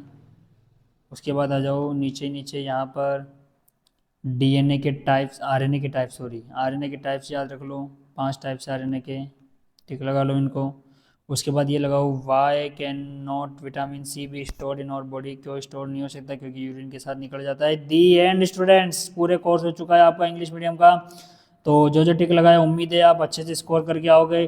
पहली बात जो शुरू में बोला था वो दोबारा रिपीट कर रहा हूँ, क्यों, क्या बात थी वो, पहली बात कि आपको कोई भी क्वेश्चन छोड़ के नहीं आना है। एग्ज़ाम में जितने भी क्वेश्चन आए जो जो आपने याद कर लिए उन क्वेश्चनों को करके आने स्टूडेंट्स, सारे के सारे क्वेश्चन करके आने, कोई छोड़ के नहीं आना। जितना आपने याद कर लिया ना, चाहे आपको नहीं भी आ रहा तो भी उसको करके आना, क्योंकि खाली कॉपी के कोई नंबर नहीं देता, कुछ लिखोगे तो कुछ मिलेगा। ठीक है, अब मैं स्टार्ट कर देता हूँ हिंदी मीडियम का बुक के इम्पोर्टेंट क्वेश्चन। तो मैं स्टार्ट कर देता हूँ हिंदी मीडियम की बुक के इम्पोर्टेंट क्वेश्चंस। और एक बार आप पेपर करके आओ, पेपर करके आने के बाद वापस इसी वीडियो पे कमेंट जरूर करना है स्टूडेंट्स, कमेंट जरूर करना क्या स्कोरिंग रही आपकी। सो हिंदी मीडियम के स्टूडेंट चलो शुरू करते हैं। चैप्टर नंबर 1 के इंपॉर्टेंट क्वेश्चन कौन कौन से है टिक लगा देता हूँ, बाकी आप इसको नोट्स के अंदर मैच कर लेना और इन्हें टॉपिक को पूरा करना। ओके स्टूडेंट्स, तो चलो शुरू करते हैं। पहला इसके अंदर आपको करना है पीपीएम का सूत्र क्या है और इसकी परिभाषा क्या है। परिभाषा से करो नहीं करो लेकिन सूत्र जरूर करना पीपीएम का, पार्ट्स पर मिलियन वाला टॉपिक है ये। ठीक है स्टूडेंट्स, अगला जो क्वेश्चन है वो टॉपिक लगाना आपको मोलरता और मोलरता के ऊपर एक न्यूमेरिकल। फिर अगला लगाना आपको हेनरी नियम, हेनरी नियम कब की परिभाषा और एक न्यूमेरिकल कर लो इसको। फिर आदर्श अनादर्श विलयन का उदाहरण, ये तो वेरी इंपॉर्टेंट है स्टूडेंट्स, इसको तो करना है करना है, ये आपके टिक द करेंट में आएगा, आदर्श अनादर्श विलयन का उदाहरण। फिर राउल्ट का ग्राफ धनात्मक ऋण विचलन और ऋणात्मक विचलन के लिए याद करना है। फिर अणुसंख्या गुणधर्म क्या होते हैं इसकी परिभाषा परिभाषा याद रखनी है। फिर आपको करना है आगे हिमांक में अवनमन न्यूमेरिकल, इसका तैयार करना है क्योंकि पहले और तीसरे चैप्टर से न्यूमेरिकल आ रहा है। और फिर आपको करना है अर्धपारगम्य झिल्ली की परिभाषा, परासरण परासरण दाब चित्र प्लस परिभाषा, परासरण दाब पर न्यूमेरिकल आपको तैयार करना है स्टूडेंट्स। फिर प्रतिलोम परासरण तैयार करना है, वांट हाफ गुणांक फॉर केसीएल का वांट हाफ गुणांक क्या होता है, किताब के अंदर लिख रखा है, नोट्स में भी लिख रखा है मैंने, एसिटिक एसिड का वांट हाफ गुणांक क्या होता है, सीधे सीधे पॉइंट याद रखने हैं। तो क्वेश्चन दिखने में बड़े लग रहे होंगे आपको लेकिन इनके आंसर छोटे छोटे हैं, कुछ एक ही क्वेश्चन है जो बड़े हैं यहाँ पर। फिर आगे चलते हैं अपन यहाँ पर चैप्टर नंबर 2 के अंदर। तो चैप्टर नंबर 2 में क्या क्या इंपॉर्टेंट क्वेश्चन है। चैप्टर नंबर 2 में आपको करना है डेनियल सेल की रिएक्शन, डेनियल सेल की रिएक्शन, डेनियल सेल अभिक्रिया और विद्युत रासायनिक परिभाषा उसकी, विद्युत रासायनिक परिभाषा, विद्युत रासायनिक सेल किसे कहते हैं उसकी परिभाषा। फिर आपको करनी है एसएचई यानी मानक हाइड्रोजन इलेक्ट्रोड विभव की परिभाषा, ये तो अर्धवार्षिक में आया था स्टूडेंट, याद है आपको, अभी अर्धवार्षिक के अंदर भी आया था ये तो नैनसर समीकरण डेनियल सेल की, इसके ऊपर न्यूमेरिकल आप रहने दो, सिर्फ डेनियल सेल की एक नैनसर समीकरण याद रखो, नैनसर समीकरण का फॉर्मूला याद रखो बस, वो भी डेनियल सेल वाला। अब आपको यूनिट याद रखनी है, यूनिट किस किस की, यानी मात्रक, चालकत्व जी का मात्रक क्या होता है, चालकता कप्पा का मात्रक क्या होता है, सेल स्थिरांक जी स्टार का मात्रक क्या होता है। मात्रक पूछेगा तो ये पूछेगा बस 3। फिर सेल स्थिरांक और चालकता में संबंध क्या है, वो संबंध आपको बताना है यहाँ पर। फिर कोलराउस का नियम और उदाहरण समेत बताना है, कोलराउस का नियम और उसका उदाहरण करा रखा है मैंने आपको। फेराडे का एक एक मतलब कि फेराडे के 2 नियम है, दोनों आपको लिखने हैं यहाँ पर। फिर उसके बाद फिर उसके बाद आपको करना है शुष्क सेल, लेड एसिड सेल और कैडमियम सेल की सेल अभिक्रिया और चित्र। ध्यान दो कौन कौन सी यहाँ पर मैं बोलने जा रहा हूँ। अभिक्रिया यहाँ पर कौन कौन सी है कि शुष्क सेल, लेड एसिड सेल और कैडमियम सेल, सिर्फ ये 3 सेल है। इनकी अभिक्रिया, सेल अभिक्रिया और इनका चित्र आपको याद रखना है। फिर नीचे आ जाता है ईंधन सेल, क्या होता है इसका चित्र और अभिक्रिया और इसके घटक क्या क्या है ईंधन सेल के। इंपॉर्टेंट क्वेश्चन एग्जाम के लिए इसके बनता रहता है। जंग का सूत्र क्या है और जंग का सूत्र का एक चित्र भी बना हुआ है वहाँ पर, वो चित्र भी आपको बना के आना है। चलिए स्टूडेंट अब चलते हैं चैप्टर नंबर 3 के अंदर। चैप्टर नंबर 3 में लिखने लग जाओ आप। चैप्टर नंबर 3 में आपको याद करना है आणविकता और कोटि में संबंध या आणविकता कोटि में अंतर करो इसको, अंतर आणविकता और कोटि में क्या अंतर है। फिर आपको करना है शून्य, प्रथम व द्वितीय कोटि की अभिक्रिया का मात्रक क्या होता है, वेग स्थिरांक का सूत्र क्या होता है ना। मात्रक और सूत्र याद रखना है, जैसे प्रथम कोटि का सेकंड इनवर्स होता है ऐसे। फिर तीसरे पॉइंट पे याद रखना है शून्य प्रथम कोटि अभिक्रिया की अर्धायु याद करनी है कि सूत्र की गणना करनी है। तो शून्य और प्रथम कोटि अभिक्रिया की अर्धायु क्या होती है, इसका सूत्र की गणना करें। फिर इंपॉर्टेंट क्वेश्चन बन जाता है, ये तो देखो बहुत ही ज़्यादा इंपॉर्टेंट बनता है। एक एक न्यूमेरिकल आपको करना है शून्य पे और प्रथम कोटि अभिक्रिया पर, वेग स्थिरांक के ऊपर, जो नोट्स में मैंने करवा रखा है वो वाला। फिर शून्य प्रथम कोटि अभिक्रिया का वेग स्थिरांक आपको उत्पन्न करना है। शून्य कोटि और प्रथम कोटि अभिक्रिया के लिए वेग स्थिरांक की व्युत्पत्ति करनी है आपको। छद्म को छोड़ना ही नहीं है। छद्म कोटि अभिक्रिया की परिभाषा और उदाहरण आपको याद करने हैं। और उत्प्रेरण क्या होता है, इसमें एक ग्राफ बनता है स्टूडेंट, जो ग्राफ यहाँ पर मैंने बना रखा है देखो, ये एक हिंट के लिए ये वाला ग्राफ, ये उत्प्रेरण वाला ग्राफ है। इस ग्राफ को समझाना है आपको। आरएनएस का सूत्र क्या होता है डायरेक्ट याद रखना है और इसके ऊपर एक न्यूमेरिकल करना है स्टूडेंट्स। ये वो क्वेश्चन है कि आपको अब कुछ नहीं छूटेगा और ना ही इनसे बार कोई क्वेश्चन आएगा। सारे इंपॉर्टेंट क्वेश्चन मैंने हर चैप्टर में बता रखे हैं। आगे चलते हैं चैप्टर नंबर 4 में। चैप्टर नंबर 4 के अंदर जो भी नोट्स मैंने दिए है ना, वो सारे नोट्स के अंदर के क्वेश्चन आपको याद करने हैं। क्वेश्चन हम चैप्टर 4 में मैंने अंदर बहुत सारे क्वेश्चन बना रखे हैं, तो उन क्वेश्चनों को आपको डायरेक्ट याद रखना है, क्योंकि वो ऑलरेडी मैंने इंपॉर्टेंट क्वेश्चन बना रखे हैं चैप्टर 4 के अंदर। उसके अलावा भी फिर मैं आपको लिख देता हूँ, वो तो करने ही करने हैं। उनके अलावा अगर क्या करना है तो चुंबकीय प्रवृत्ति, अनुचुंबकीय, प्रतिचुंबकीय, लोह चुंबकीय के उदाहरण और परिभाषा। फिर ये तो आप जानते हो ही, बार बार टेस्ट में देता रहता हूँ। क्रोमेट, डाइक्रोमेट, मैग्नेट, परमैग्नेट आयन की संरचना। फिर इंपॉर्टेंट क्वेश्चन बनता है, ये लास्ट में बनता है, लेंथ नोड, एक्टिव नोड संकोचन क्या है। इंपॉर्टेंट क्वेश्चन है। मिश्र धातु क्या होती है, मिश्र मेटल क्या होती है। असमानुपातन अभिक्रिया किसे कहते हैं, उदाहरण सहित समझाइए। ठीक है स्टूडेंट्स, अब आगे चलते हैं अपन चैप्टर नंबर 5 के अंदर। तो चैप्टर नंबर 5 में अपन आ जाते हैं, और चैप्टर नंबर 5 के अंदर प्राथमिक और द्वितीयक संयोजकता का क्वेश्चन आपको तैयार करना है। प्राथमिक और द्वितीयक संयोजकता क्या होती है, इसके ऊपर क्वेश्चन तैयार करना है। एक द्विक लवण और उपसंयोजन यौगिक में अंतर क्या होता है, वो आपको करना है। द्विक लवण और उपसंयोजन यौगिक में क्या अंतर होता है। और ख़ास बात और स्टूडेंट्स, यदि आपको नोट्स चाहिए किसी चैप्टर के हिंदी या इंग्लिश मीडियम के, तो कमेंट में कमेंट करके जाए, ताकि आपको नोट्स प्रोवाइड करा देंगे। फिर आ जाओ, और अगर व्हाट्सएप पे मैसेज करना है स्टूडेंट्स, तो ये जो मेरा चैनल है, चैनल पे जाके आपको वहाँ पे नंबर मिल जाएंगे, तो आप व्हाट्सएप मैसेज आप कर सकते हो पीडीएफ मंगवाने के लिए। तो एक दंतु, द्विदंतु और बहुदंतु लिगेंड के उदाहरण क्या होते हैं। एक दंतु, द्विदंतु और बहुदंतु लिगेंड के उदाहरण क्या होते हैं, उदाहरण बताने हैं आपको। कायरल और अकायरल क्या होते हैं। आईपीसी नेम जो भी नोट्स के अंदर मैंने करवा रखे हैं ना, वो सारे आईपीसी नेम आपको करने हैं। और एक आईपीसी नेम मैंने एक्स्ट्रा दे रखा है, जो कि इंपॉर्टेंट क्वेश्चन है। अगर हार्ड से हार्ड पेपर बनता है तो इससे हार्ड क्या ही बनेगा।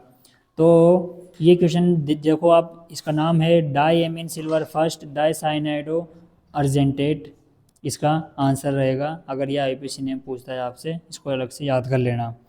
फिर अगला इंपॉर्टेंट है, होमोलेप्टिक और हेटेरोलेप्टिक संकुल क्या होते हैं, ये बताइए। फिर अगला है समायोता। हाँ, उदाहरण सारे बुक के करने समायोता के अंदर। वो आयनन समायोता, जलीय समायोता, इंपॉर्टेंट क्वेश्चन है इसका भी। संरचनात्मक समायोता, ज्यामितीय समायोता, दोनों प्रकार की समायोता के उदाहरण आपको याद करने हैं। फिर एक न्यूमेरिकल आपको कर लेना है वीबीटी के ऊपर। क्योंकि जैसे मैं बोला कि फर्स्ट और थर्ड चैप्टर से न्यूमेरिकल आएगा, लेकिन ये वीबीटी वाला न्यूमेरिकल कोई वैसा कैलकुलेशन वाला न्यूमेरिकल नहीं होता, ये नॉर्मली केमिस्ट्री बेस्ड न्यूमेरिकल होता है जो आप फाइंड आउट कर सकते हो अपने नोट्स के अंदर। मैंने न्यूमेरिकल करा रखा है वीबीटी के बेस पर। सीएफटी की आपको करनी है थ्योरी ओनली, सीएफटी से कोई क्वेश्चन बनता है तो वो थ्योरी का बनता है, सीएफटी की थ्योरी आप पढ़ लेना बस। तो जैसे जिसके नोट्स में थ्योरी लिखी हुई है सीएफटी के क्रिस्टल फील्ड सिद्धांत की।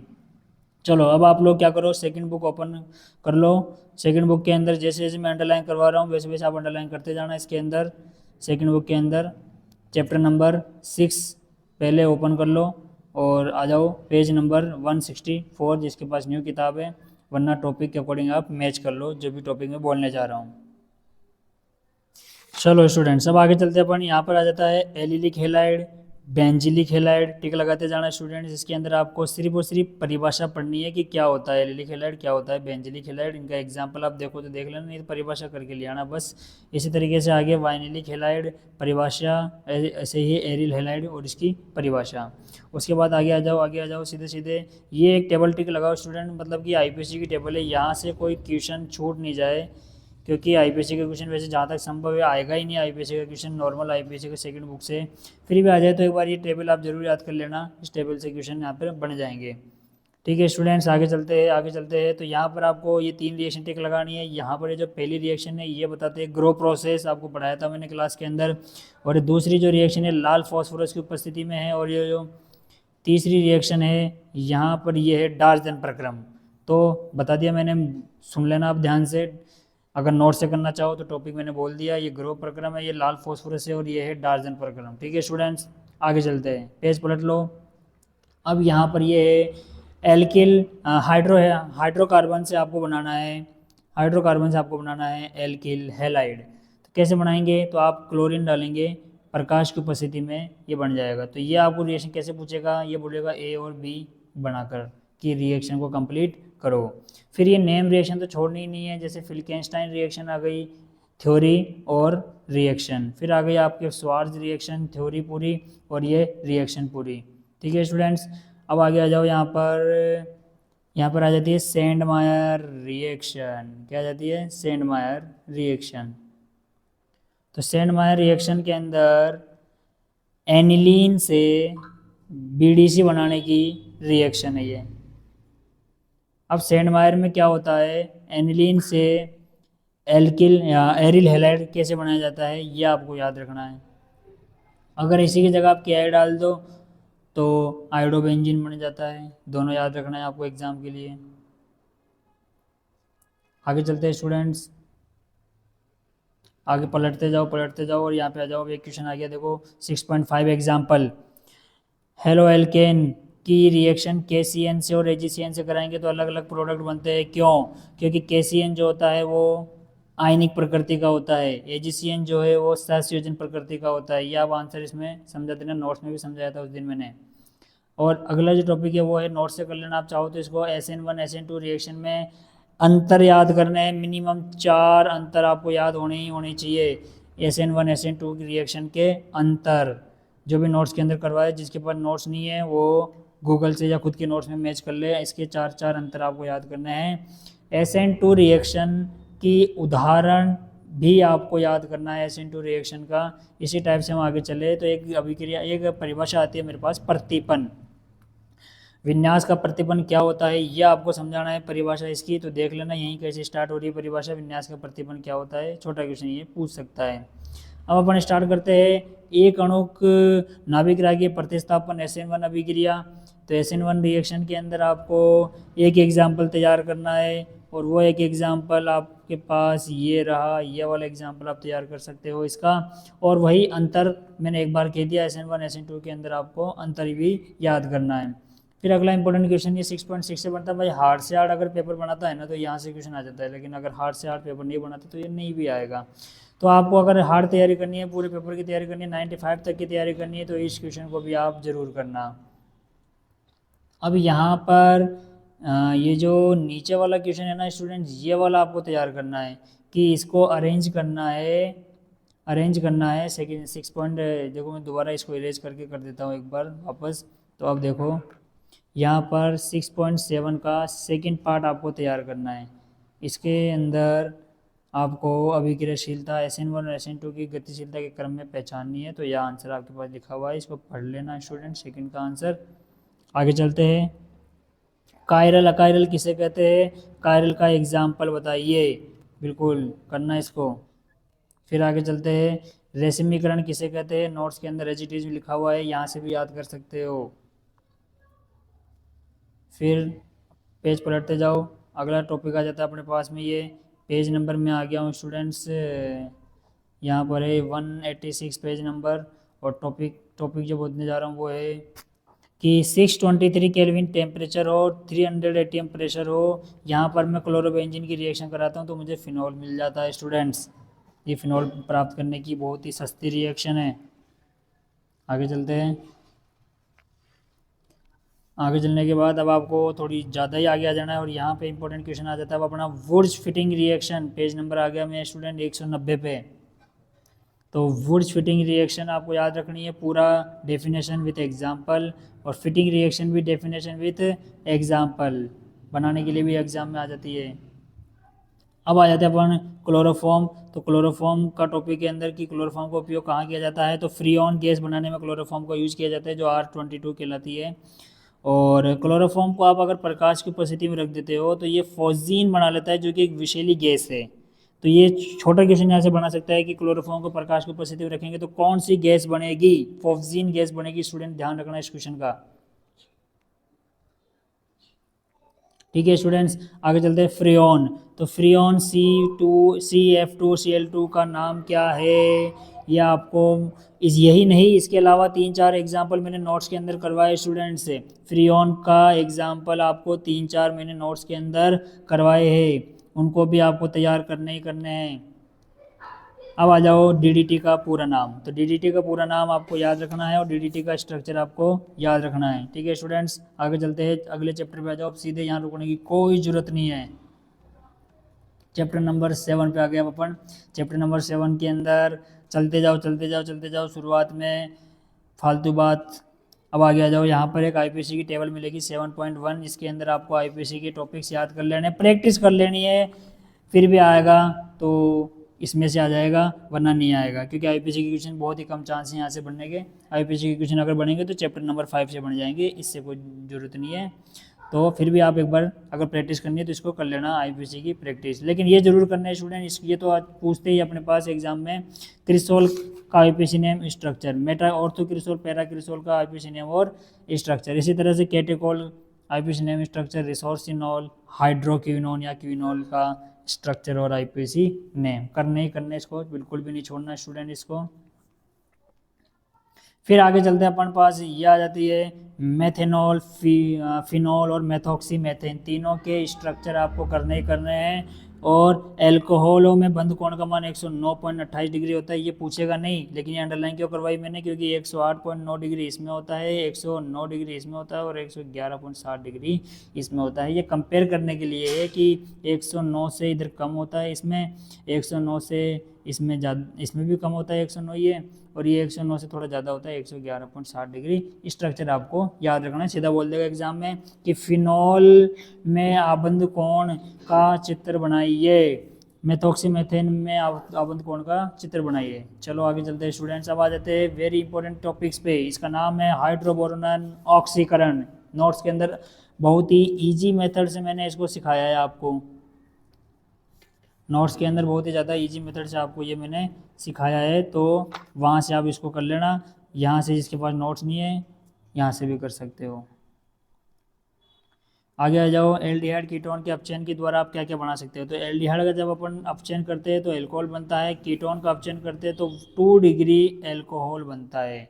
एल्डिहाइड के अपचयन के लिए हम पैलेडियम और प्लेटिनम डाल सकते हैं, कीटोन के अपचयन के लिए हम सोडियम हाइड्रोबोरेट या फिर lithium aluminium hydride LiAlH4 sodium borohydride डाल सकते हैं। यहाँ पे भी ये चीज़ें डाल सकते हैं, क्योंकि LiAlH4 और NaBH4 प्रबल अपचायक होते हैं स्टूडेंट्स। आगे चलते हैं, आगे चलते हैं, अब आ जाओ यहाँ पर पेज नंबर 207 पे। तो हेलोएरिन, ये रिएक्शन हम पहले भी कर चुके हैं अभी थोड़ी देर पहले कि क्लोरोबेंजीन की रिएक्शन NaOH से कराऊंगा 623 केल्विन तापमान पर 300 एटॉमिक प्रेशर पे, तो मुझे डायरेक्ट मिल जाएगा फिनॉल।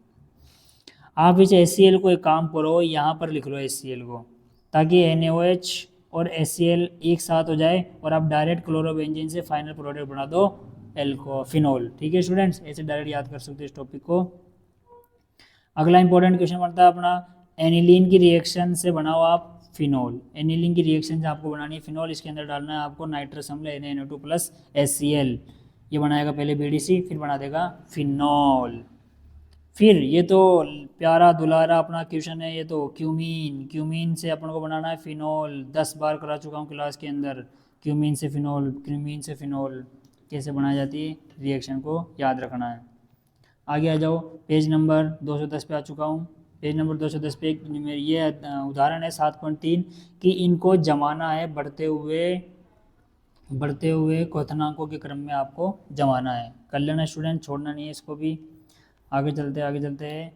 अच्छा, तो यहाँ पर फिनॉल में अनुनाद आ जाता है और फिनॉक्साइड में अनुनाद आ जाता है, तो ये तो जरूर करना है आपको, चाहे फिनॉल में अनुनाद मत करो, फिनॉक्साइड के अनुनाद को जरूर करो। अब आ जाते हैं 7.4 उदाहरण पे। 7.4 उदाहरण में भी आपको अम्ल सामर्थ्य के बढ़ते क्रम में जमाना है, छोड़ना नहीं है, बिल्कुल करना है इसको भी। अम्ल सामर्थ्य के बढ़ते क्रम में जमाओ उसको। अब आगे चलते हैं अपन कि ROH की रिएक्शन HX से कराते हैं तो RX बन जाता है। ये अपन ने देख लिया था, ग्रो प्रक्रम भी आया था अपने पास में। तो यहाँ पर हम ल्यूकोस अभिकर्मक डालते हैं, ये ग्लूकोज टेस्ट भी होता है। ग्लूकोज टेस्ट सबसे पहले तो एग्जाम में जो क्वेश्चन बन सकता है अगर इस टॉपिक से, तो वो बनेगा कि ग्लूकोज अभिकर्मक किस किस का मिश्रण होता है। तो ग्लूकोज में सांद्र HCl और ZnCl2 का मिश्रण होता है। बस इतना से याद रखो, छोटा क्वेश्चन बन जाएगा तो उसको कर दोगे आप भाई इजीली। चलो आगे चलते हैं। अब आ जाओ, 443 केल्विन ताप पर सांद्र H2SO4 के साथ गर्म करने पर एथेनॉल निर्जलन हो जाता है। तो ये है एथेनॉल, इसको गर्म करेंगे सल्फ्यूरिक एसिड की बूंदे डालकर, तो ये बन जाता है एथीन। जरूर करना इसको। तो ये तो था आपके पास, जो ऊपर था ये था 1 डिग्री एल्कोहल, ये 2 डिग्री एल्कोहल, ये 3 डिग्री एल्कोहल। 2 डिग्री एल्कोहल से बनाएंगे तो भी एल्कीन बनेगा, 3 डिग्री एल्कोहल से बनाएंगे तो भी एल्कीन बनेगा। लेकिन इनके कैटेलिस्ट अलग अलग है स्टूडेंट। इसमें अंदर H2SO4 गिरा था, इसमें H3PO4 85%, इसमें H3PO4 20% डलेगा। तापमान भी इनका अलग अलग है। टिक लगा लेना रिएक्शन को। आगे चलते हैं। अब आ जाओ स्टूडेंट यहाँ पर पेज नंबर 216 पर। तो यहाँ पे आगे देखो, एल्कोहल से एल्डिहाइड बन रहा है कॉपर डाल के, 2 डिग्री एल्कोहल से बन रहा है कीटोन, 3 डिग्री एल्कोहल से बन रहा है एल्कीन। एल्कीन मतलब डबल बॉन्ड, तो यहाँ पर हो गया अपचयन। ठीक है स्टूडेंट्स। अब आ जाओ यहाँ पर देखो, बेसिकली ये क्वेश्चन थोड़ा बहुत ही सस्ता गरीब क्वेश्चन है, लेकिन फिर भी आ जाए तो कर लेना इसको। तो नाइट्रोजन है, नाइट्रोकरण मेथड नाम है इसका, कि फिनॉल की रिएक्शन अपन कराएंगे तनु HNO3 से। तो यहाँ पर बन जाएगा ऑर्थो नाइट्रोफिनॉल और पैरा नाइट्रोफिनॉल। ये दोनों के दोनों है ना स्टूडेंट्स, उत्पाद के अंदर जुड़े रहते हैं एक दूसरे से। किसके द्वारा? हाइड्रोजन बंध के द्वारा जुड़े रहते हैं। इनको अलग करना बहुत जरूरी है, नहीं भी है तो कोई दिक्कत नहीं। तो ये दोनों जुड़े क्यों रहते हैं? ये दोनों जुड़े रहते हैं अंतर आणविक हाइड्रोजन बंध के द्वारा। जैसा कि चित्र में दिया गया है, यहाँ पर बन रहा है अंतर आणविक हाइड्रोजन आबंध और यहाँ बन रहा है अंतरा आणविक हाइड्रोजन आबंध। क्वेश्चन यहाँ पे शॉर्ट क्वेश्चन पूछ सकता है, फेमस क्वेश्चन है ये भी अपना एग्जाम के लिए।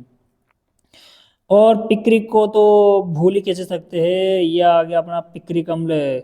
तो फिनॉल की रिएक्शन सांद्र HNO3 से कराएंगे तो 2,4,6 ट्राई नाइट्रोफिनॉल, जिसका IPC नाम है और उसका सामान्य नाम है पिक्रिक। ठीक है, रिएक्शन कर लेना। आगे आ जाओ, आगे आ जाओ, आगे आ जाओ। अब आ जाते हैं कॉल्बे रिएक्शन, कॉल्बे को बोल्बे। कॉल्बे रिएक्शन आ चुकी है यहाँ पर। कॉल्बे रिएक्शन के अंदर आपको थ्योरी करनी है और ये रिएक्शन ऐसी कैसी टिक लगानी है। इसी के बाद रायमटीमान भी आ जाती है। रायमटीमान भी आपको पूरी पूरी करनी है स्टूडेंट्स। यदि आपको मिड प्रोडक्ट याद नहीं होता तो इस कैटलिस्ट को आप यहीं डाल दो एक साथ में और फिनॉल से डायरेक्ट बना दो सैलिसैल्डिहाइड। ये हो जाती है रायमटीमान रिएक्शन। थ्योरी आप लिख देना जो इसके अंदर लिखी हुई है, जो नोट्स के अंदर भी कराई हुई है स्टूडेंट्स। फिर उसके बाद है फिनॉल की क्रिया जिंक के साथ। तो फिनॉल की क्रिया जिंक के साथ कराएंगे तो बन जाता है बेंजीन। क्या बन जाता है? बेंजीन। आगे आ जाओ, अगला टॉपिक लगाओ मेथेनॉल। तो मेथेनॉल क्या होता है? इसका दूसरा नाम है कास्ट स्प्रिट। छोटा क्वेश्चन ये बन गया। तो CO कार्बन मोनोऑक्साइड की रिएक्शन यानी अपचयन कराएंगे ZnO ये चीज़ें डालकर, इससे बन जाएगा मेथेनॉल। ठीक है स्टूडेंट, उसके बाद आपको यहाँ पे आ जाओ, विकृतीकरण किसे कहते हैं? ये है एल्कोहल का विकृतीकरण। एल्कोहल का विकृतीकरण समझते होंगे आप स्टूडेंट की, जैसे क्लास में करवाया था कि प्योर एल्कोहल जो होता है उसको कोई भी घटक ले, कोई भी पी ले, तो उसको दुरुपयोग रोकने के लिए हम क्या करेंगे, एल्कोहल को मिलाकर रखेंगे, इसको बोलते हैं विकृतीकरण। टॉपिक टेकर लगा लेना। एल्कोहल के निर्जलन द्वारा, तो यहाँ पर एल्कोहल का निर्जलन मतलब जल निकाल देंगे, तो जल निकाल देंगे यहाँ से एल्कोहल से H2SO4 डाल के, तो पहला बन जाएगा एल्कीन और दूसरा बन जाएगा ईथर। अगला इंपॉर्टेंट क्वेश्चन बन जाता है विलियमसन ईथर संश्लेषण। विलियमसन ईथर संश्लेषण स्टूडेंट्स सम्मित और असम्मित दोनों के लिए मान्य होता है, मैंने एग्जाम पे बताया था आपको क्लास के अंदर। तो RX और RONA की रिएक्शन कराएंगे तो ROR बन जाता है, ROR डैश भी बन जाता है, दोनों सही है, कोई दिक्कत नहीं। ये करो चाहे मत करो, अगर आप ऊपर वाला विलियमसन कर लिए ना ये वाला, बस फिर क्या दिक्कत है।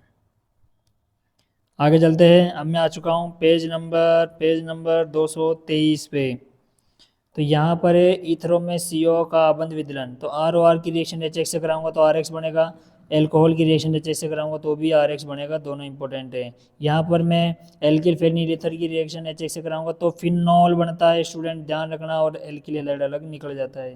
ठीक लगा लो, ये क्वेश्चन पूछेगा, कैसे पूछेगा, AB बनाकर ये गायब कर देगा प्रोडक्ट, वरना और कोई नाम नहीं है इसका, गुमनाम है ये।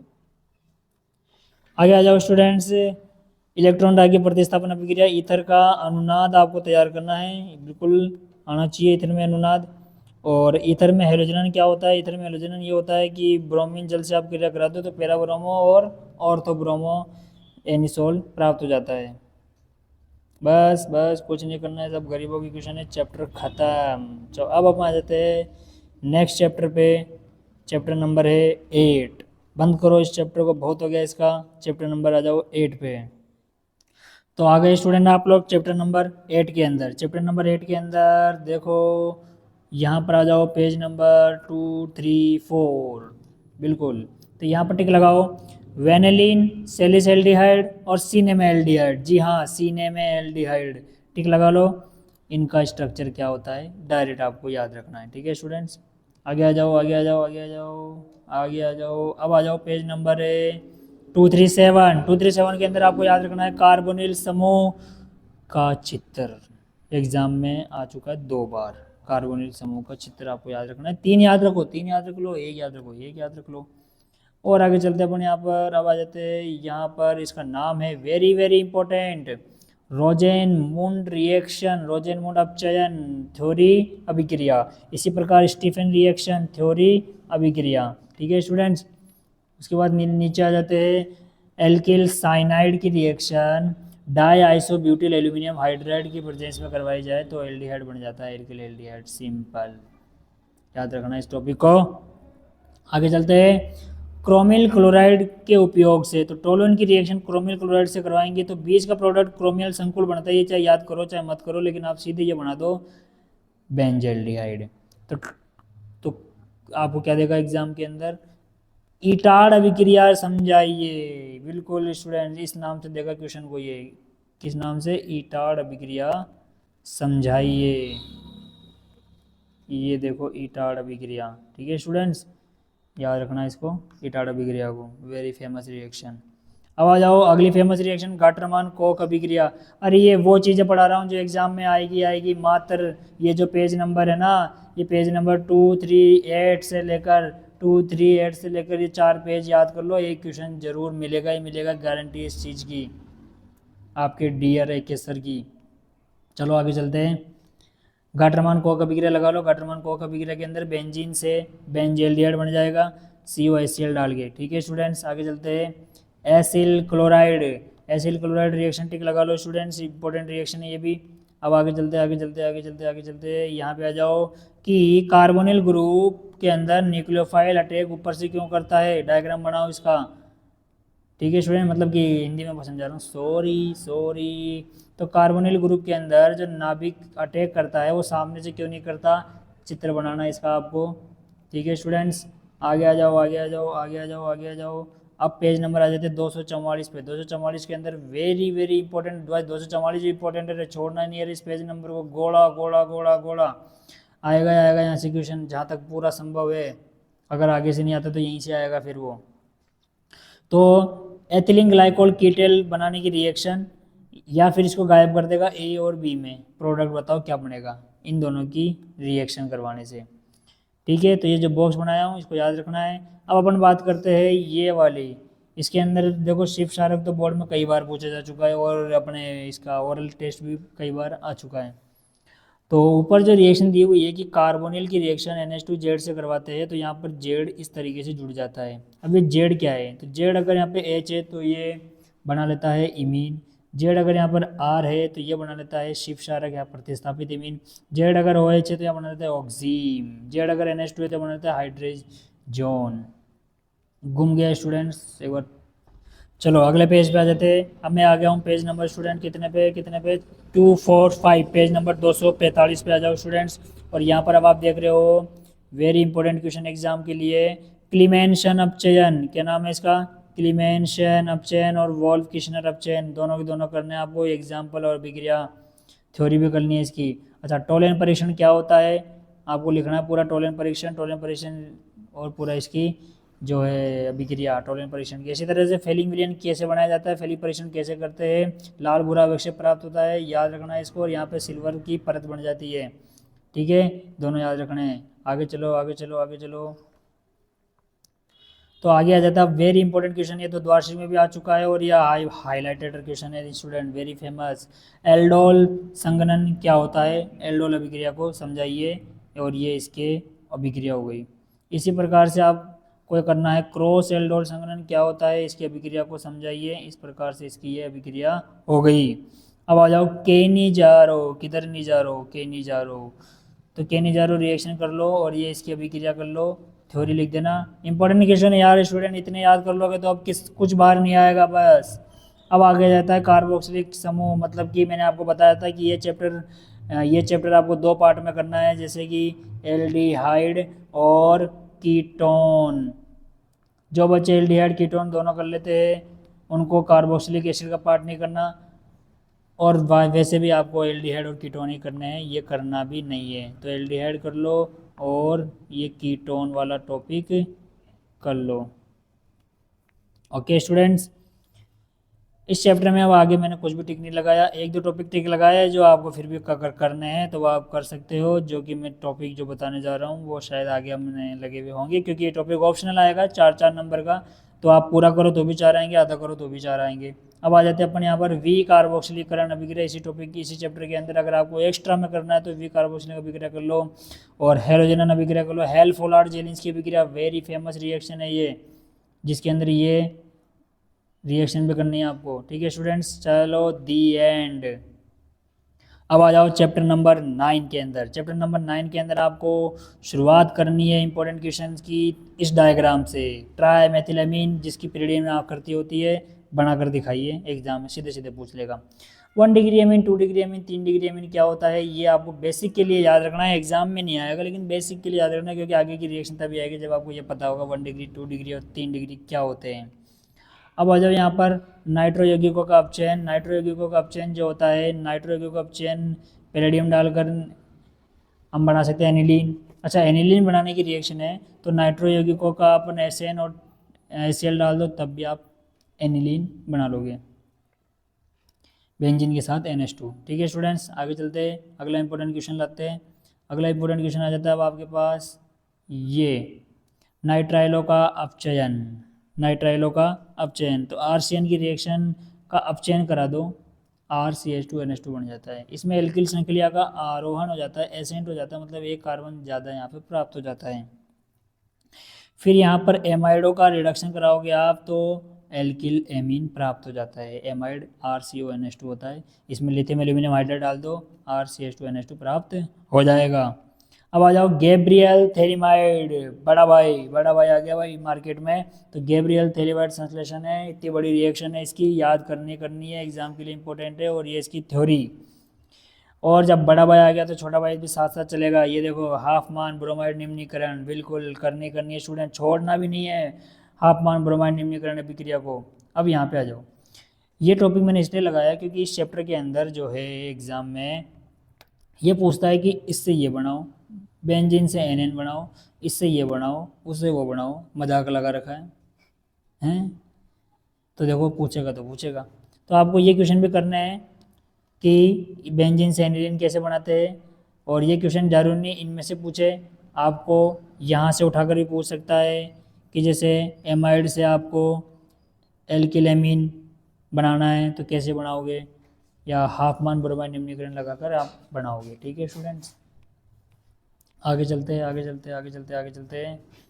यहाँ पर ये टॉपिक इसलिए लगाया हूँ, यहाँ से भी क्वेश्चन इंपॉर्टेंट बनता ही बनता है स्टूडेंट्स। किस चीज़ का? यहाँ बनता है अम्लता और क्षारकता क्रम का, अम्लता क्षारकता क्रम का।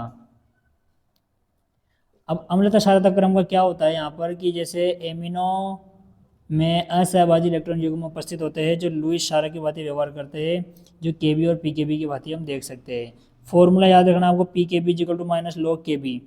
जब केबी का मान अधिक होता है तो पीकेबी का मान कम होता है और क्षारक उतना ही प्रबल होता है। ये बन गया खालिस्तान का क्वेश्चन, इसका बन गया खालिस्तान का क्वेश्चन। यहाँ से आपको करना है इसको, खालिस्तान के क्वेश्चन को।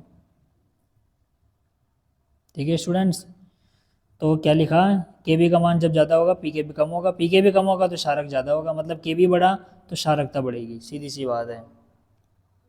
आगे चलते हैं स्टूडेंट्स।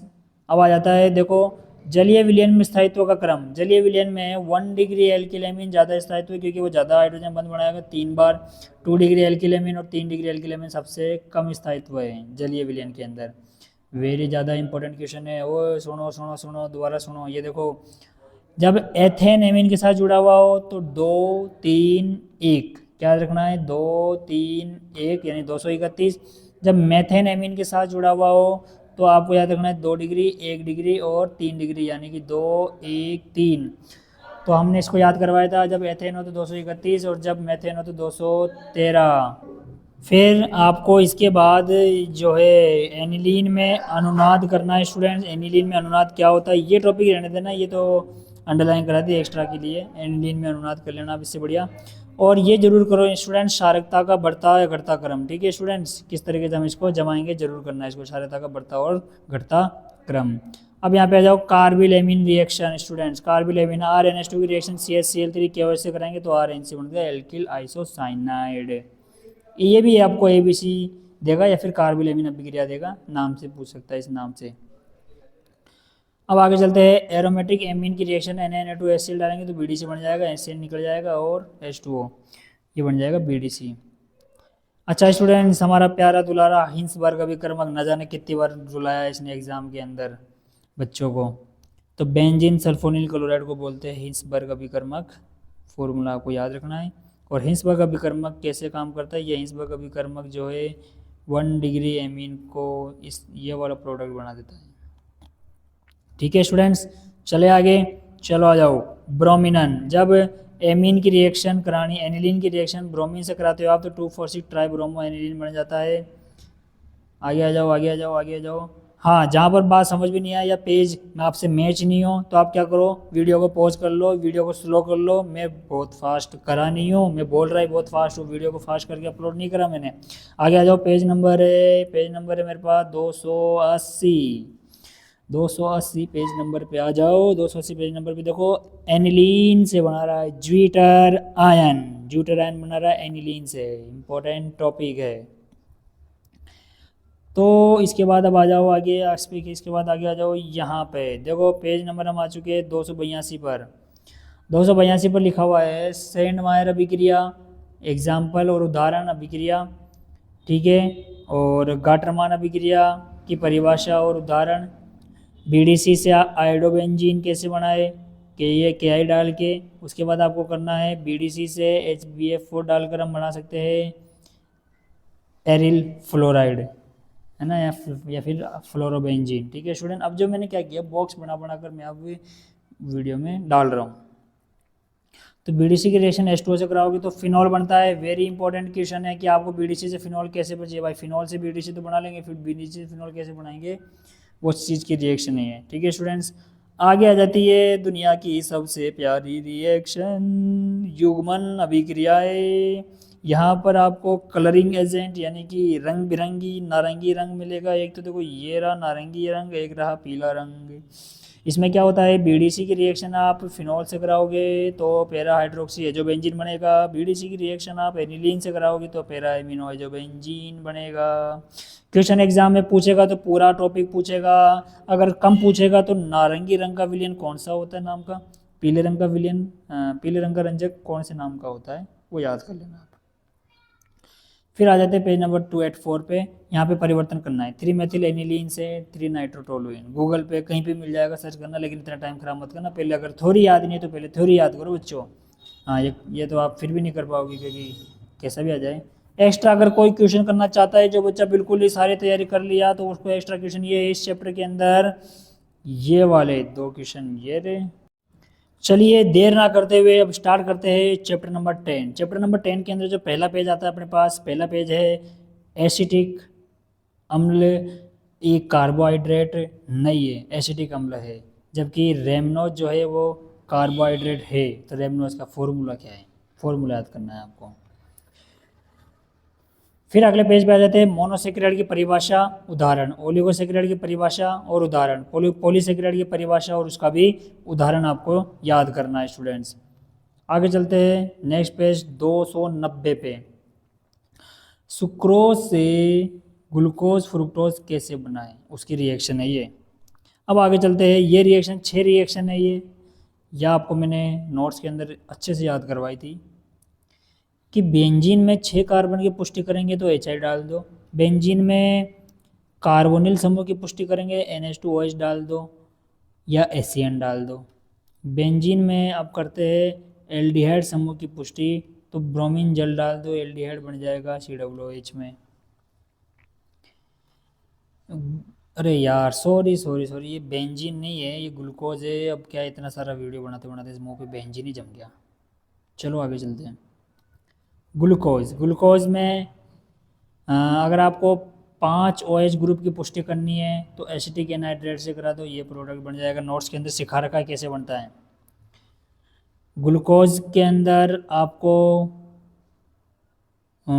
1 डिग्री OH की पुष्टि करनी है तो ऑक्सीकरण करा दो, ये बन जाएगा। दोनों में से एक करा दो चल जाएगी। अच्छा, फिशर द्वारा दी गई ग्लूकोज की संरचनाएं टिक लगाओ, तीनों संरचना आनी चाहिए आपको।